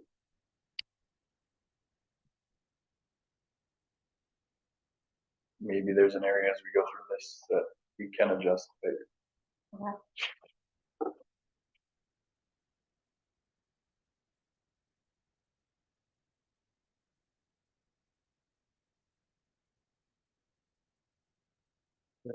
Anything else on the rescue? We carved out there, we're gonna add 5,000 towards a vehicle account. Reserve, yeah, reserve account for that. Then, let's see.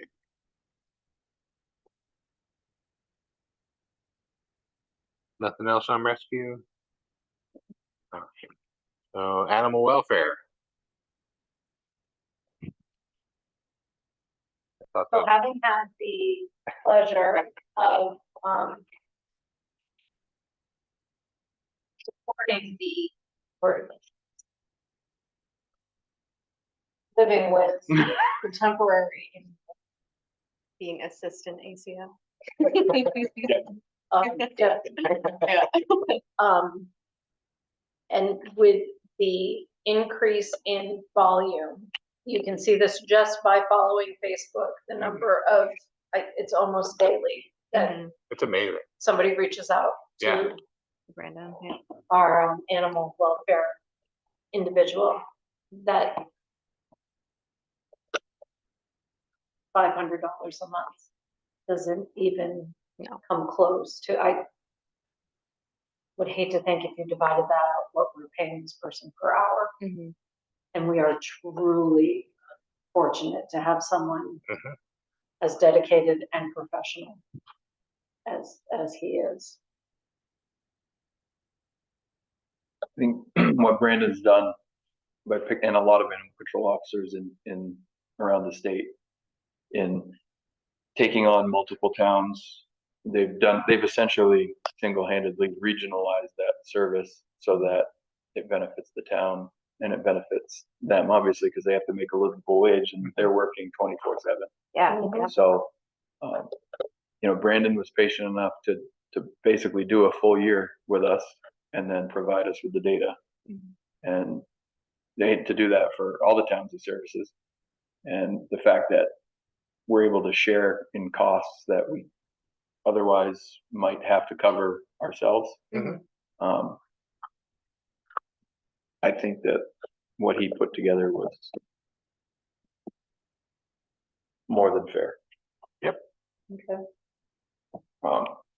Had he hinted that he didn't think this was enough, I would argue it, but I think he's put a lot of time and thought into it to make sure that he's not going to starve to death trying to be the animal control officer for Buckfield. No, I recognize that, but having the sheriff bang on your door in the middle of the night because you need to go deal with a dog at the side of the road, what would those people expect to be compensated? Yeah. I just, And I think if it weren't for the mileage, this would not be worth it for anybody, even at $500 a month. okay, I think that, having that in there as well. Oh, certainly, yeah. But we did have a jokingly conversation about, what are you talking about? You're making out. And then we started talking about insurance and repairs and oil changes. And, he's like, I get an oil change every 3 weeks. Oh my God. And I mean, we nickeled and dimed the IRS rate down. It was like, okay, so he's coming out ahead maybe 9 cents per mile. But again, in the future, and we had hit on it in one of the workshops, having multiple towns, maybe that is a discussion to have with those towns to maybe look at something a little bit more beneficial to him, that as a group of towns is cheaper for us, but better for him by increasing the stipends, having him not to have to carry all that additional costs associated with it. It will all be in a world of hurt. If he wakes up one day and says, hey, I could. So the benefit to this is Brandon wrote the budget. Yep. So, I mean, the way I look at it is, if I write a budget and it passes, and then I complain that it's not high enough, that's me. But if I have a budget that gets cut down and then I don't, I can see that, so. Right. That's why during the workshops, I definitely wouldn't have made any recommendation to change any of that, as far as for the negative.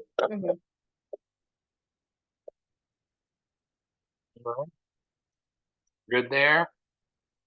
Streetlights are streetlights. We don't have much to move on that. Emergency management. I cut most of the cost of that right out of there. I mean, all it is the stipend and the FICA, which we've already talked about, because I wasn't gonna keep changing this. That $930 is, what'd I say, 93? 93. In the public safety facility.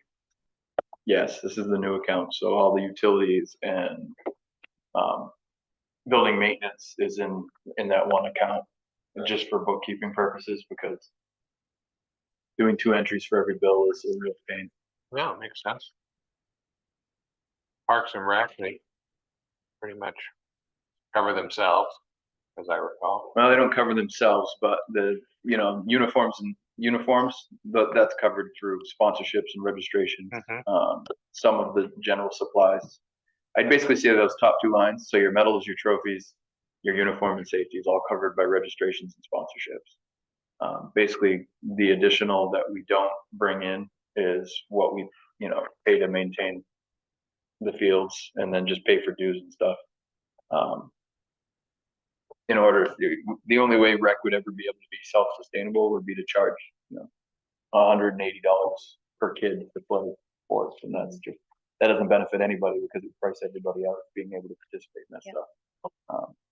So our fees have gone up slightly, but they're still nowhere near what Turner charges or Williston charges.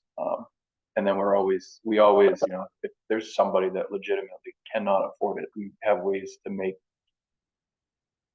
scholarships or sponsorship, you know what I mean, happen, so that nobody's left out of not being able to pay. And then if families have 4 kids, we cap it at 2. You know what I mean? So if there's 4 kids in that family's not gonna pay close to $500 to play sport. Some people think we should adjust it more. I'm trying to keep it fair, realistic. You know what I mean? I want it to at least pay for the uniforms. And the awards. At the end of the day, I mean, we have facilities to maintain. Porta potties are a good investment, so that stuff doesn't get left other places. Yeah. And then this does include, so like this year I put $2,500 into the river bed. Obviously, we haven't done anything with that yet. That's primarily just gravel, Unfortunately, it's kind of hard to get a dump truck on there. Yeah, because we still haven't addressed the elephant moving with the trees. The last time we had a discussion about that, it was met with a lot of animosity.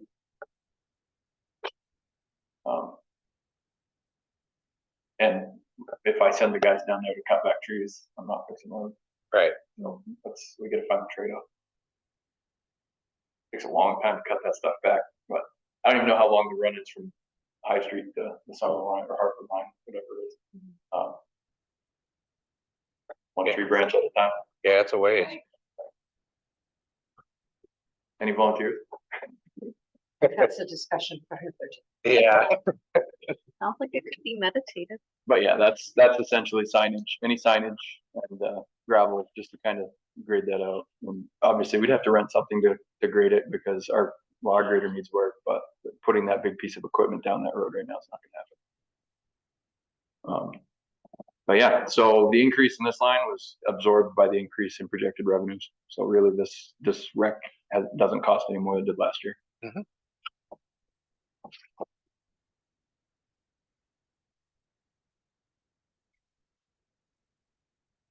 Community events. All stayed the same. So the one piece that needs to be discussed is the old church on the hill. We took a visit today. I took some pictures. Shared those electronically. It was heartbreaking. The space is phenomenal. The view is phenomenal. Acoustics are amazing. Just standing there feeling the history. Powerful.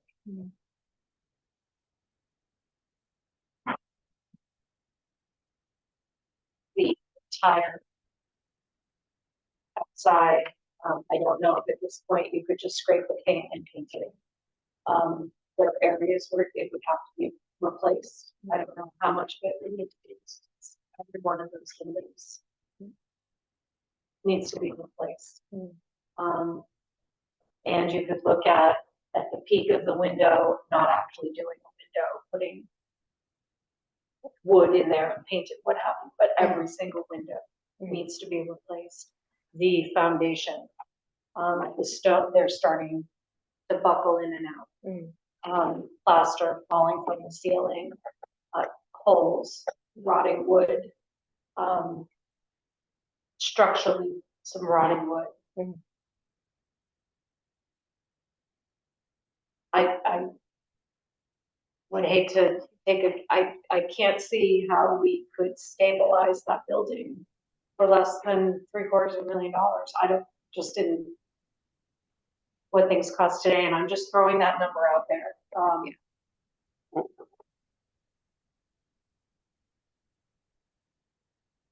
So we as a community have to decide,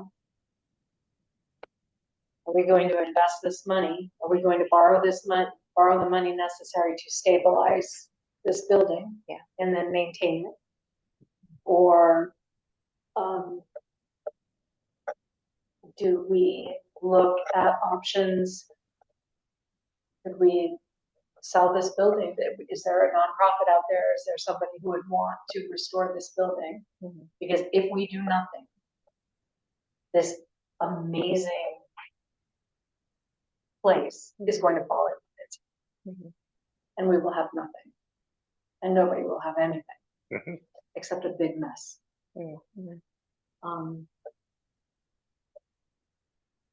And Judy's right there. Yeah. Yes, Judy? Well, I agree with Sandra. I don't think though it's ready to fall down. The foundation is in pretty good shape. We've been told to take a couple trees down behind, but the thing that really needs work is the steeple. And it's been, what is it, 6 years now since we got a ridiculous report. We had a really good report 2 Marches ago, and we did nothing. And at that time, they said we probably, if we had some volunteer help, could repair it with maybe 25,000 or a little bit more. Well, we did nothing. Of course, it should cost more now. But my concern is, if we get a terrific wind, suppose that steeple falls off. Just suppose, what would happen? And we haven't looked for any grants. I guess our church committee is not in very good shape. But I don't know what to say, but we've got to do something. We can't just keep kicking the can down the road on this one. Mhm. Thank you. Exactly. No, you're exactly right. One of the things that I brought up today is there are a number of artifacts in the building, Mhm. and I'm not sure where we would put them all. But by leaving all of these artifacts in the building, if one of those windows were to blow out, Yeah. all of these things could be lost. Mhm.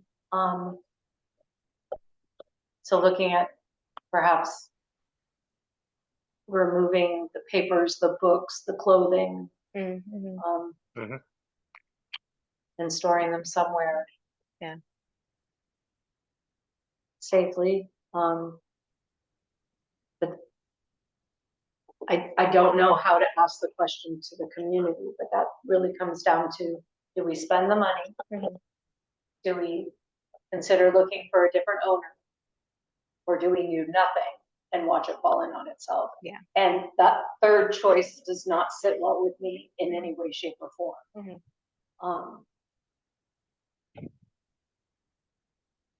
It's daunting. It really is. I know Judy's brought this, Judy and I have discussed this numerous times. And I hate like kicking a dead horse and like bringing it up all the time. And then we talk about it and we hope people will come to the table and kind of give us some advice. But from where I sit, between having to do the day-to-day here, juggling FEMA paperwork, handling just the stuff that we have to do, the concept of me jumping in and seeking grants and writing proposals and trying to contact the right people and find the right people. I can't do it. Mhm. And I've been essentially begging for help from the community for 3 years now. And I just don't, Judy's passionate about this. Azalea is obviously passionate about it too. There's other people in the community that are passionate about it, but one or two people can't do this by themselves. And I can't, with good conscience, throw $25,000 a year into a budget to band-aid a building, knowing that it's not, by the time you get around to stabilizing it, I don't know what the right answer is. And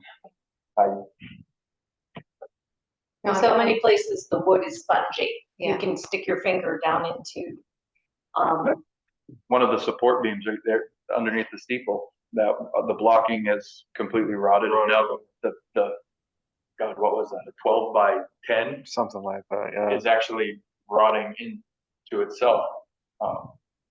So like one of the posts isn't even touching anything right now. I think there's 5 of them. Yeah, I think there's 5 of them, and one of them's just hanging. Because from what I can gather, when they took that steeple down in 1985, that's where they lifted it out and then set it back in. And it looks like they put new beams there. It's just rotted. Water's gotten in, and that whole top of that steeple, the railing's completely gone. Mhm. I mean, it's there, but it's Basically that steeple needs to be rebuilt. yeah. Yeah. It needs to. It needs. It's not something you just go up there with a saw and start, piecing it back together. In my opinion, and I'm not an engineer, that steeple needs to come out, and then they need to build one very similar to it right next to it and put it back up. Yeah. Because I know the UU Church in Norway has been working on theirs for probably years now at this point. They have a poster up, Save the Belfry, and they've been trying to reconstruct it. It's a lot of money, it's time usually that you have to pay for, but if you're lucky, a volunteer will come help with. But yeah, it is an intimidating project to think about. And then past the investment, what can we do with that space to maximize the value of the money we're putting into it? Like, because if we're gonna dump money into it, is it just gonna sit there as a glorified storage facility, or museum that's open once a year. I mean, yeah, and you can only. I mean, even if you could finagle something with the drive up to the lawn, I mean, you park 10 cars? Yeah. Maybe, yeah. It'd be tight. and like I think we just mentioned at the previous meeting, there's No running water there, no bathroom. I mean, right now you can see in various spots, you can see through the floor, up the side of the building. There's boards on the floor that, I mean, even walking in there, it almost feels like the floor is really, and I don't know if that's just how the support is, but Mhm. with some of the rot and some of the corner, and that floor was painted, you know, somebody put a lot of work into painting that and making it look nice, but when the roof was leaking, whenever it was leaking, I think it did some damage to other areas. And I'm not saying these aren't things that can't be fixed, but there's a lot of the little things. Yeah. There's a lot of little things that need to be done. And not all of it is within the scope of a volunteer. Yeah. Right. And maybe I'm being a little dramatic saying the whole bell tower needs to come down. Mhm. But realistically, how are you going to get beams that are that size without removing the top to replace them? You can't get an 8-foot beam up those narrow stairs Mhm. and in place. I mean, I guess you could cut out that section of that board or that beam and replace it with a like size beam, piece it together, do it that way. But I mean, when I was up on the roof, I wouldn't have leaned against that post. And then the what's it called that the bell sits on? The framing there that holds the bell. Yeah. I mean, most of that's rotted. Even that report said it needs to be rebuilt. I mean, what it looked like a year ago was probably better than it looks like today. Because the last time I was in that church or over at the church, I felt like it was in better shape than it was this year. So it just shows how much degradation it does over the course of a year and the weather that we have. I mean, sure, we could scrape all the paint and have somebody paint it, replace a few boards, but what's that going to last us? Another 5 years and we'll have to do it all over again?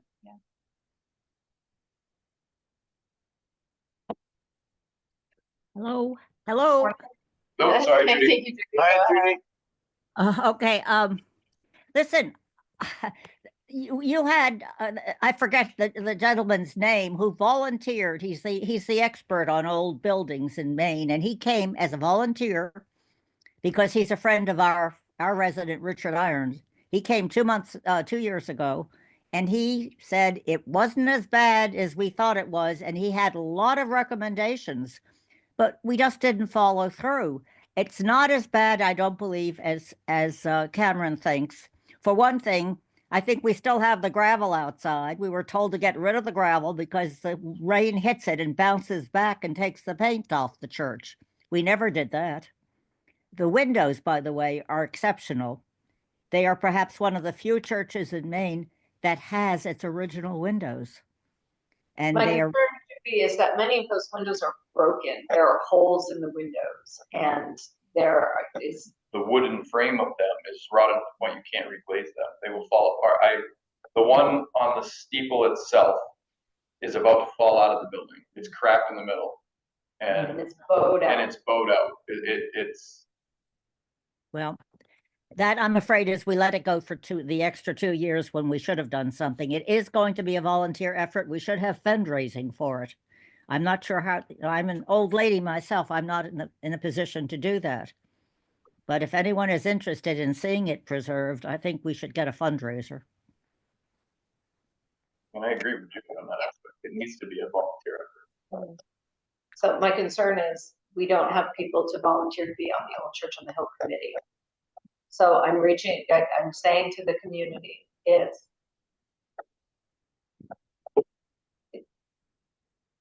I think, yeah, we're not gonna solve this issue tonight, and the clock is ticking. And we still have budget to get through. Yeah. I will make a point to get the Old Church on the Hill committee together, like, by the end of next month. I'll go with them there, evaluate, take pictures, so that we can share with the rest of the team. And, obviously, certainly you take the pictures that I yeah. Okay. and Yes, share yeah. them. Good. But if we don't do something this year, Yeah. if you can put your finger into beams in there, that corners of the building missing, you can put that. Yeah. I don't think we can wait an entire year before we do something. So I agree. we need to ask the town, what do they which one of those three choices They like the most, yeah. And to Judy's point, you know, the volunteer effort, we had that opinion from that gentleman Mhm. and we didn't do anything. We didn't do anything because we didn't have the resources, the people, the time, you know, so without that, we've spent the last 2 years trying to find these volunteers. Yeah. And that's why I am getting frustrated. Right. Yeah, so now would be the time to ask, I Mhm. think. What's the town think they want to do? So I don't know if the right way, but to put a warrant article that says, and I know, I don't know how much information we could gather, but I imagine we could have somebody give us a rough idea of what it would cost to scrape and paint the entire building. How much it would cost to replace all of the windows, what's it going to cost to do the roof? I don't know if we have somebody look at the foundation because those stones, To straighten the some, stones out. I'm sorry. To straighten the stones out. Right. Does that mean we have to jack up the entire church? I don't know. The ceiling, giant chunks of plaster have plummeted down and have smashed on the floor. And you can see several places where that's going to happen again. So it's just a rough idea, just that stabilization.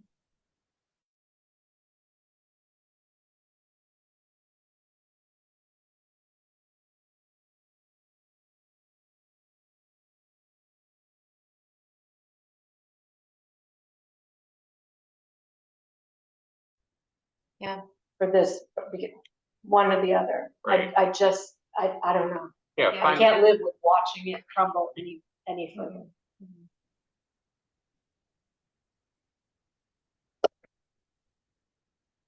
yeah, I agree, absolutely, that we need to make a decision. For the town, Right. does, like this voting. Right. cycle. Right. Where are we going? So we have to vote to extend if we're gonna keep going. I'll make a motion, we extend the meeting. I'll second that. Any discussion? All those in favor, bye bye. Delia, aye. Peter, I. Sandra, Point of information for one of the audience members on Facebook, the Church on the Hill is a historic building in town that you can see on the town seal, and as well as a lot of historic memorabilia. Right now, it is basically being used as storage. It is a big room with a steeple and no bathroom.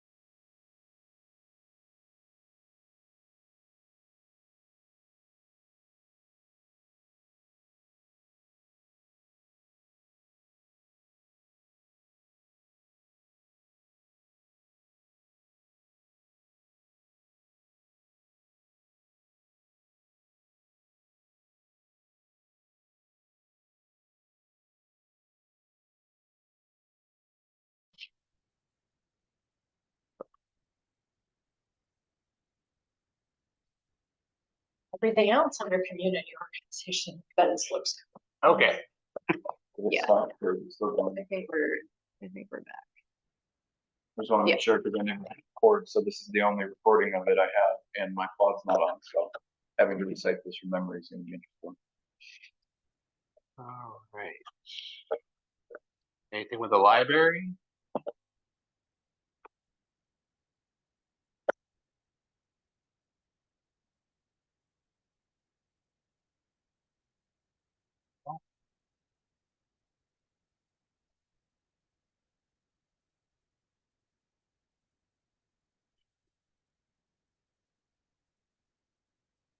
I will ask Cameron.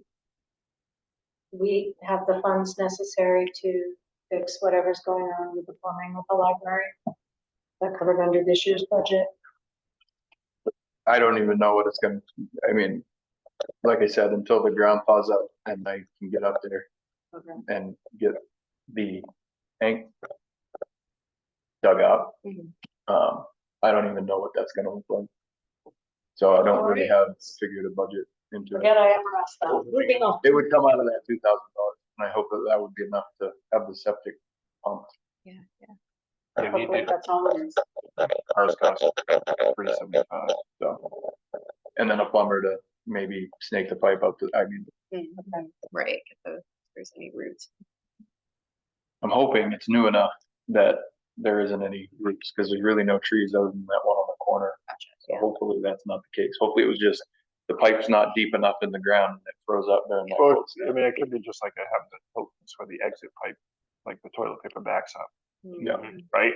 And then it just won't flow out the exit pipe, so I gotta open it up and stir Dig it it up. out. Yeah.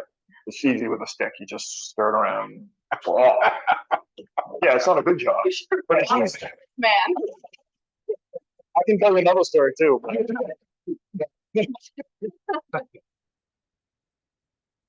Oh, It's a glamorous job. Yeah, It really yeah, is. it really sounds it. Debt service is debt service, pretty Yeah. much. it's lower than last year. Yes, that is great. A win for now. All right, Public Works. So we kind of hit that at the beginning of the meeting. Yep. To briefly discuss.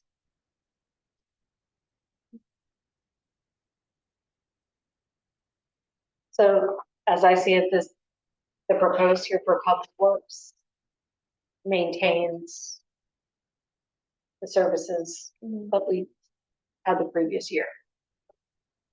We're not doing The only, more. yeah, as far as road work, the only difference, like I said, was the, maintenance and repair, which is 506, 640. Yep. So last year we budgeted for that body. This year I kept the majority of what it costs for that body, so that we can put that into the repairs to the trucks and preventative maintenance aspects. Our oldest truck is 20 years old. Our second oldest truck is 18 years old. Our youngest truck is, The F-150 or F-450, which is 2 years old, no, 24, so it's a year old. But that's not, that doesn't plow the big roads. right, So our newest plow truck is a 2016, so it's 9 years old. And for the most part, the truck is fine. It's just the body's getting soft and it needs some patching, and hopefully we can patch it enough so that we don't have to buy another body right away. I mean, we wash the trucks since I've been here. We're washing the trucks. We can't wash them all winter long in between every storm, but when we can and it warms up, we'll wash them. But salt destroys those trucks. Yeah. Everything that it touches is, corroded. We replace hydraulic fittings on a regular basis. Yeah. And it's just corrosion. There's no way around it. Mhm. There's some preventative stuff we can do moving forward for that, which we intend to do. But that's all part of that 75,000. Yeah. So, all in all, there's an increase there. Wages and stuff, that all accounted for that. That was the 2.5%. And then the recommendation of the health insurance. Mhm. That's the biggest driver of that.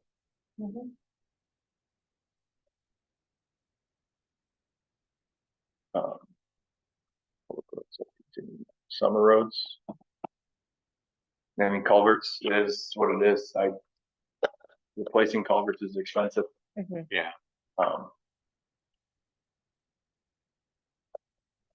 That situation up on High Street that we discussed last year. If we end up having to do that this year, that will completely wipe out this culvert budget.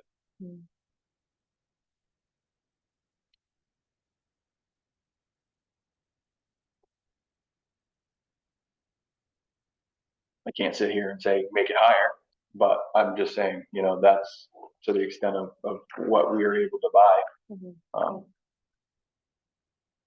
You don't get a lot of culverts for $25,000. No. You definitely don't get a lot for 15. It's maybe 2 loads. Mhm. And a load isn't much, depending, I mean, if it's small ones, you can get a whole bunch of small ones.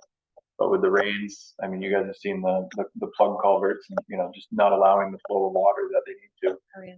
A lot of these culverts coming out need to be replaced with bigger culverts. So 18s are going to 24s, 15s are going to 18s, Mhm. you know, just to make up for the weather. And when they get bigger, they get more expensive by the foot. Mhm. And then obviously paving, like we discussed at the beginning of the meeting, I didn't change that. There are people in town that feel that we should just skip paving for a year, but that just puts us further behind. Mhm. I also have the other half of the town that want more paving done. Right. I can't justify that either. Mhm. 470 has been a reasonable amount of paving.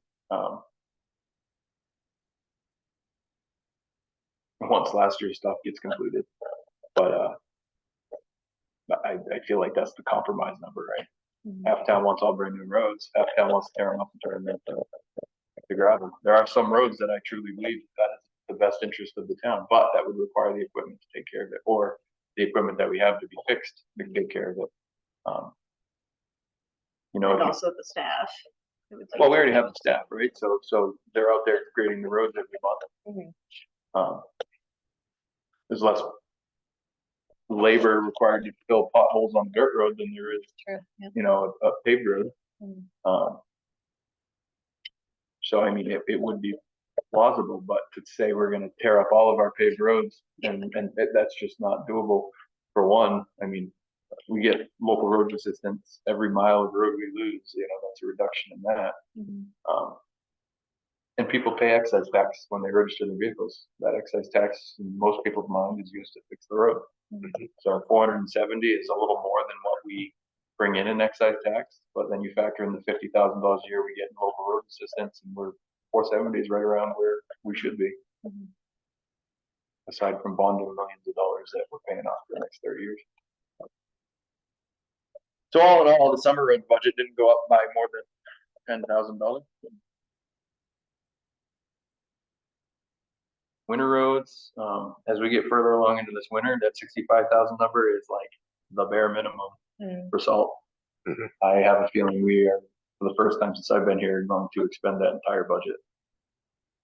It went up $2 a ton this year over last year, and I think my last calculation was right around $55,000 we spent on salt this year. And then obviously the sand and gravel contract that's locked in until 26. So unfortunate, but I anticipate a bump next year or after the contract's up. So winter stayed the same. Cemeteries, we talked about it, fencing and stuff. There's again, we look at like the church situation. There's some maintenance stuff that needs to change. Mhm. Fencing, chains, you know, not blocks. What's the phrase I'm looking for? Yep. Something to prevent people from accessing areas they shouldn't be accessing in a vehicle.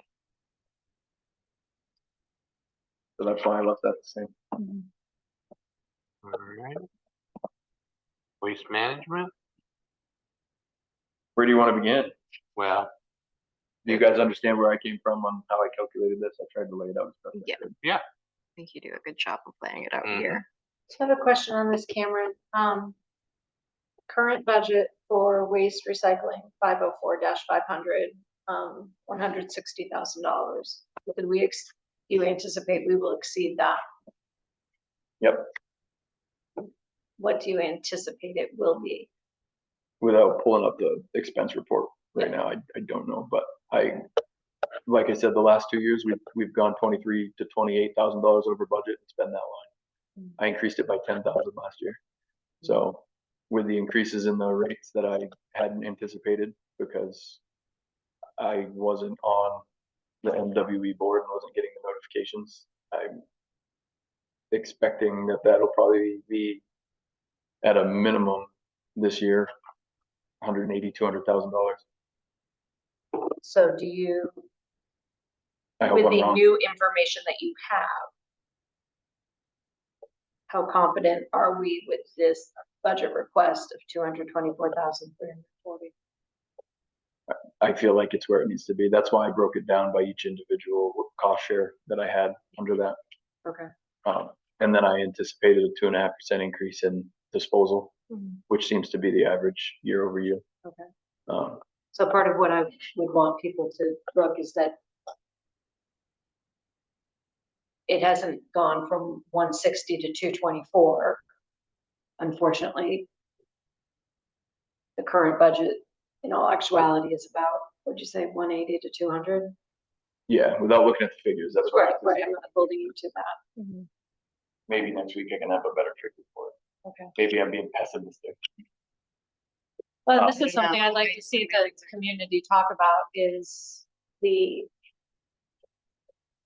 some of the costs that are being spread out amongst everyone. For the folks that are bringing in trailer loads of construction waste. Those costs are being spread out amongst all the taxpayers. And I'm not saying that's right or wrong, but is that what we want to do going forward?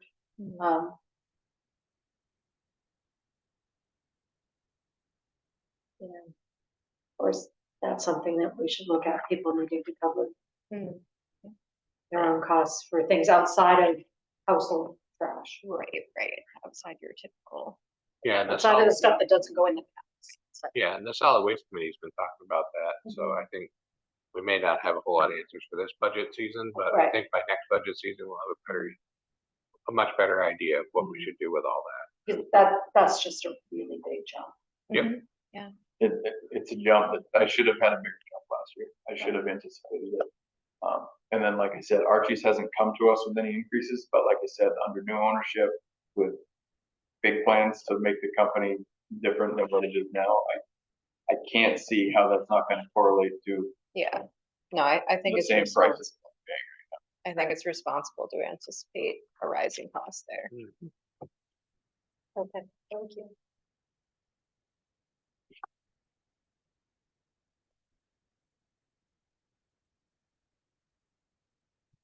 All good with solid waste management? For school assessment, I don't even want to talk about it. yeah, we'll talk about that. Right, we don't have In a any future control over page 25 other than the community giving feedback. But this board does not have.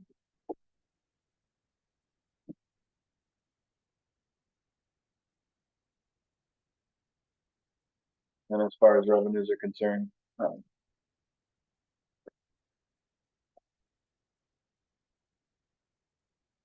interest.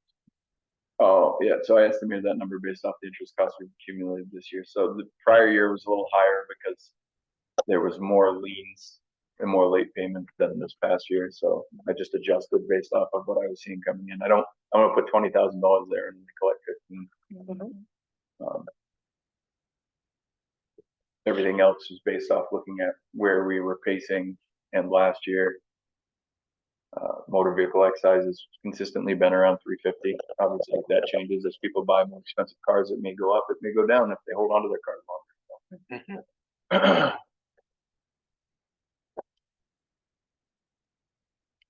So fire and rescue revenue, like I said, these contracts, the contracts for both are up this year. We met with Hartford, we're discussing them. So those are built into these two lines. So the 30,000 for fire, that would be the proposed contract price for this year, which is in line with the per capita that we're paying. Again, I hear from both sides. Some people think they should pay more. Some people think they should pay less for various different reasons. This is, an increase to them over last year, and we only have a small sliver of Hartford's population, so we have to consider that too. They're writing contracts with 3 different towns. And I'm not, this is kind of we help them, or we do this service and it benefits us because it keeps our costs lower than it should be. Yep. with the 20 something calls a year that we get. So if we were to ever lose that because we got greedy, Mhm. that would have a huge impact because we still have the same fires to fight in Buckfield, and we'll Yeah. probably still get called to the same. Yeah, we could send a bill, but again, now you're chasing money and hoping that they pay it. So it helps to offset that cost. The rescue department budget, the proposed revenue, we talked about this, decrease mainly centered around transfers just not being available like they used to be. And then factoring in that, the economy the way that it is, some people just choose to feed themselves rather than pay their ambulance bill, so it may sit out there longer. So Stacy and I both felt that the 225 amount was a realistic figure factoring in the contracts with Hartford and Sumner, which those are up to, we're working on. And I did send the contract that I proposed, the draft that I proposed to Sumner was a considerable increase over last year, or the last 3 years. The proposal essentially was almost a 100% increase of what they were paying. They're still not paying what we pay, but we're getting closer to that number. And I mean, Summer's options are more limited than ours, to be honest with you. But I also, we have to be reasonable that we have costs associated with that, and we need to recoup some of those costs. But we also don't. It would hurt to lose that contract too. You know what I mean? Like, we don't want to lose that contract. I'm not saying we would, but I feel like what I presented them with is fair for Buckfield, a lot fairer than what we've gotten in prior years. Yeah. And it's a staggered increase, so it goes up every year. So obviously that's a decrease of what, $14,000 overall.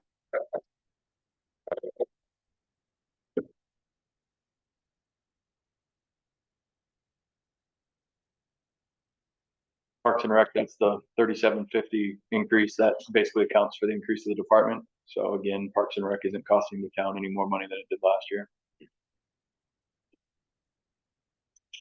$200 for the church is what we generate from the trust fund, which would be used to go towards that $5,000 that we budget for it. The library, that's various different trust funds, donations from Hartford and Sumner, or appropriations from Hartford and Sumner. Again, it's all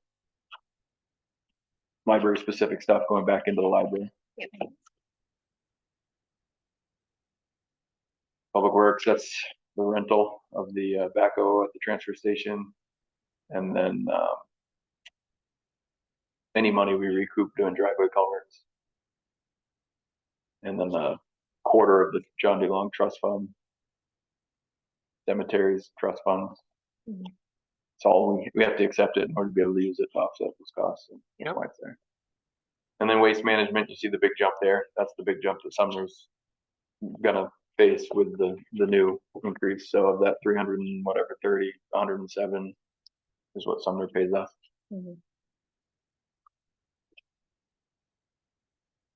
And then the elephant in the room is the municipal revenue sharing. I haven't looked at it this week, but I'm assuming it hasn't changed.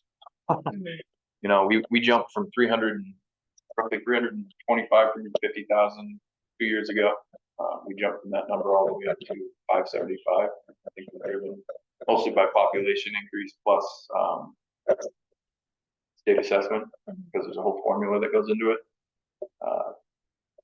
Not really sure why it went down 100,000, unless they're anticipating their revenues being a lot lower than what they were last year. That's the only thing I can determine based off what I see in the news. Budget deficits, so. I looked at Hartford and Sumner as well. It's similar. Obviously, they're not facing the $100,000 crunch that we are, but they also don't receive the amount of money that we do. So it's affecting all the towns in Maine. And then the rest of the numbers are just various state money that we get. Betty and Homestead's not factored into that. It's factored in somewhere else, so it doesn't actually count as state revenue, but it's on this sheet because that's how Trio has it. Well, and there was, I think I have it written down as far as what the, I think in my letter, I put what, $14,000 increase for local revenues. But then, or state revenue. Couldn't get to the right file.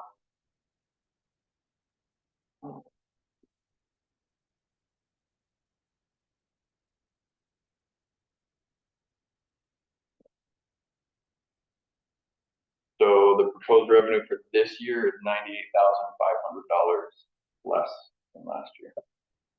So again, at the beginning of this budget process, before I put a single number in here, we were already starting $98,000 in the hole. Not from our own. No, it's just That means state state revenue things. is on the decline, and that's not something that we can account for. You know, last year I could have been conservative, projected less than what they were proposing, and taxes would have been higher. They're giving me a projection, you know, like I think their projection is like 583. I'm projecting, or last year was 583. I projected 575. This year they're projecting like 481. I'm projecting 475. It could go up, it could go down, but their projections are usually pretty spot on. So there's no point in me projecting 390. Right. You know, and then have all that money that's just gonna lapse the fund balance and everybody pays our tax. Yep. So I try to, anything that I can definitively be like, yeah, I'm confident in that number, I'll use as close as I can with a little bit of a buffer, but there was no different way to crack that in. Yeah. I mean, unless there's other ways that the town can receive revenue that I'm not thinking of.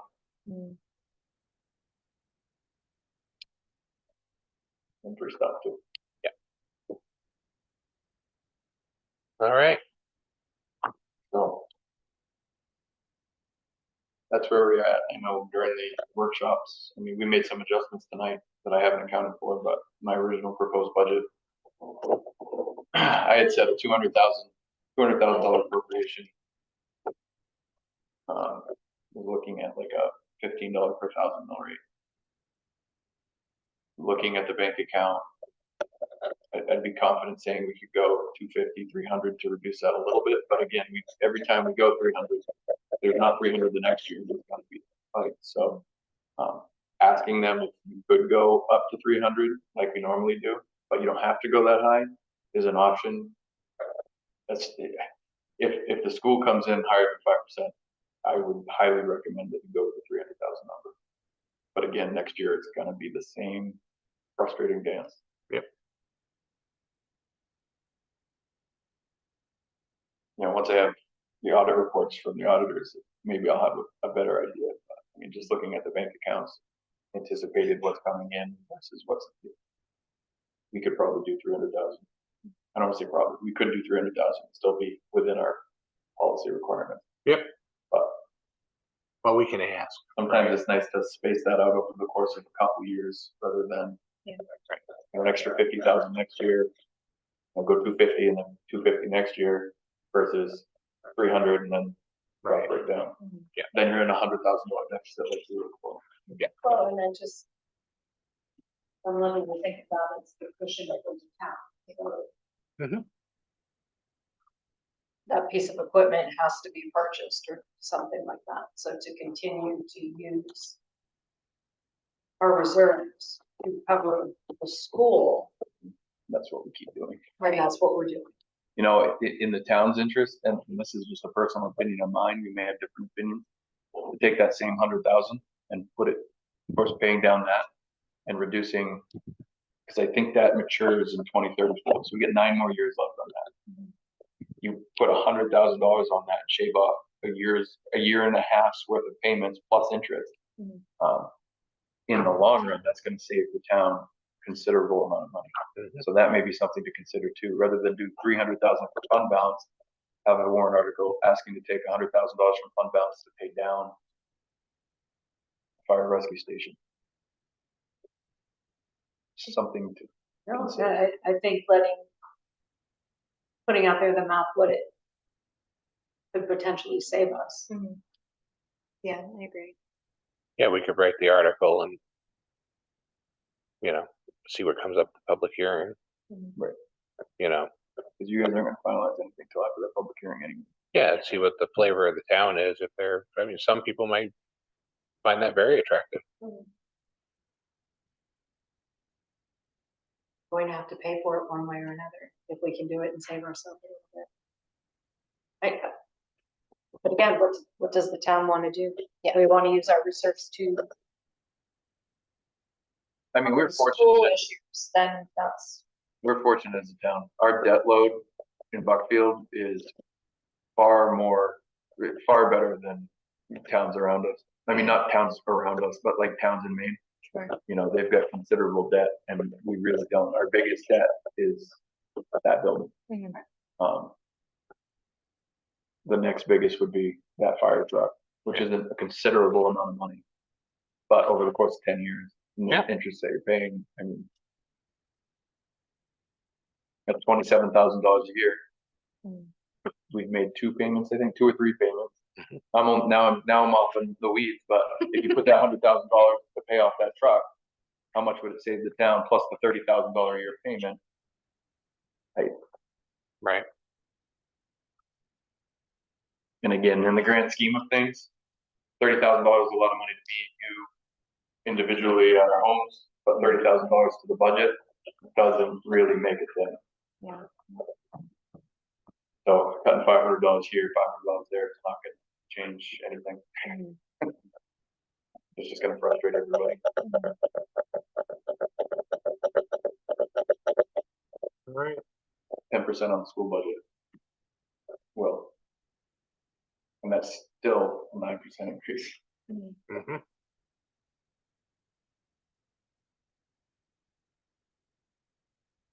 Do we have anything else? I know, Yeah, I know you're done. I've been through this thing, so. All right. Unless anyone has anything else, nope. I'll make a motion that we adjourn at 9:01 PM. Well, second. All those in favor?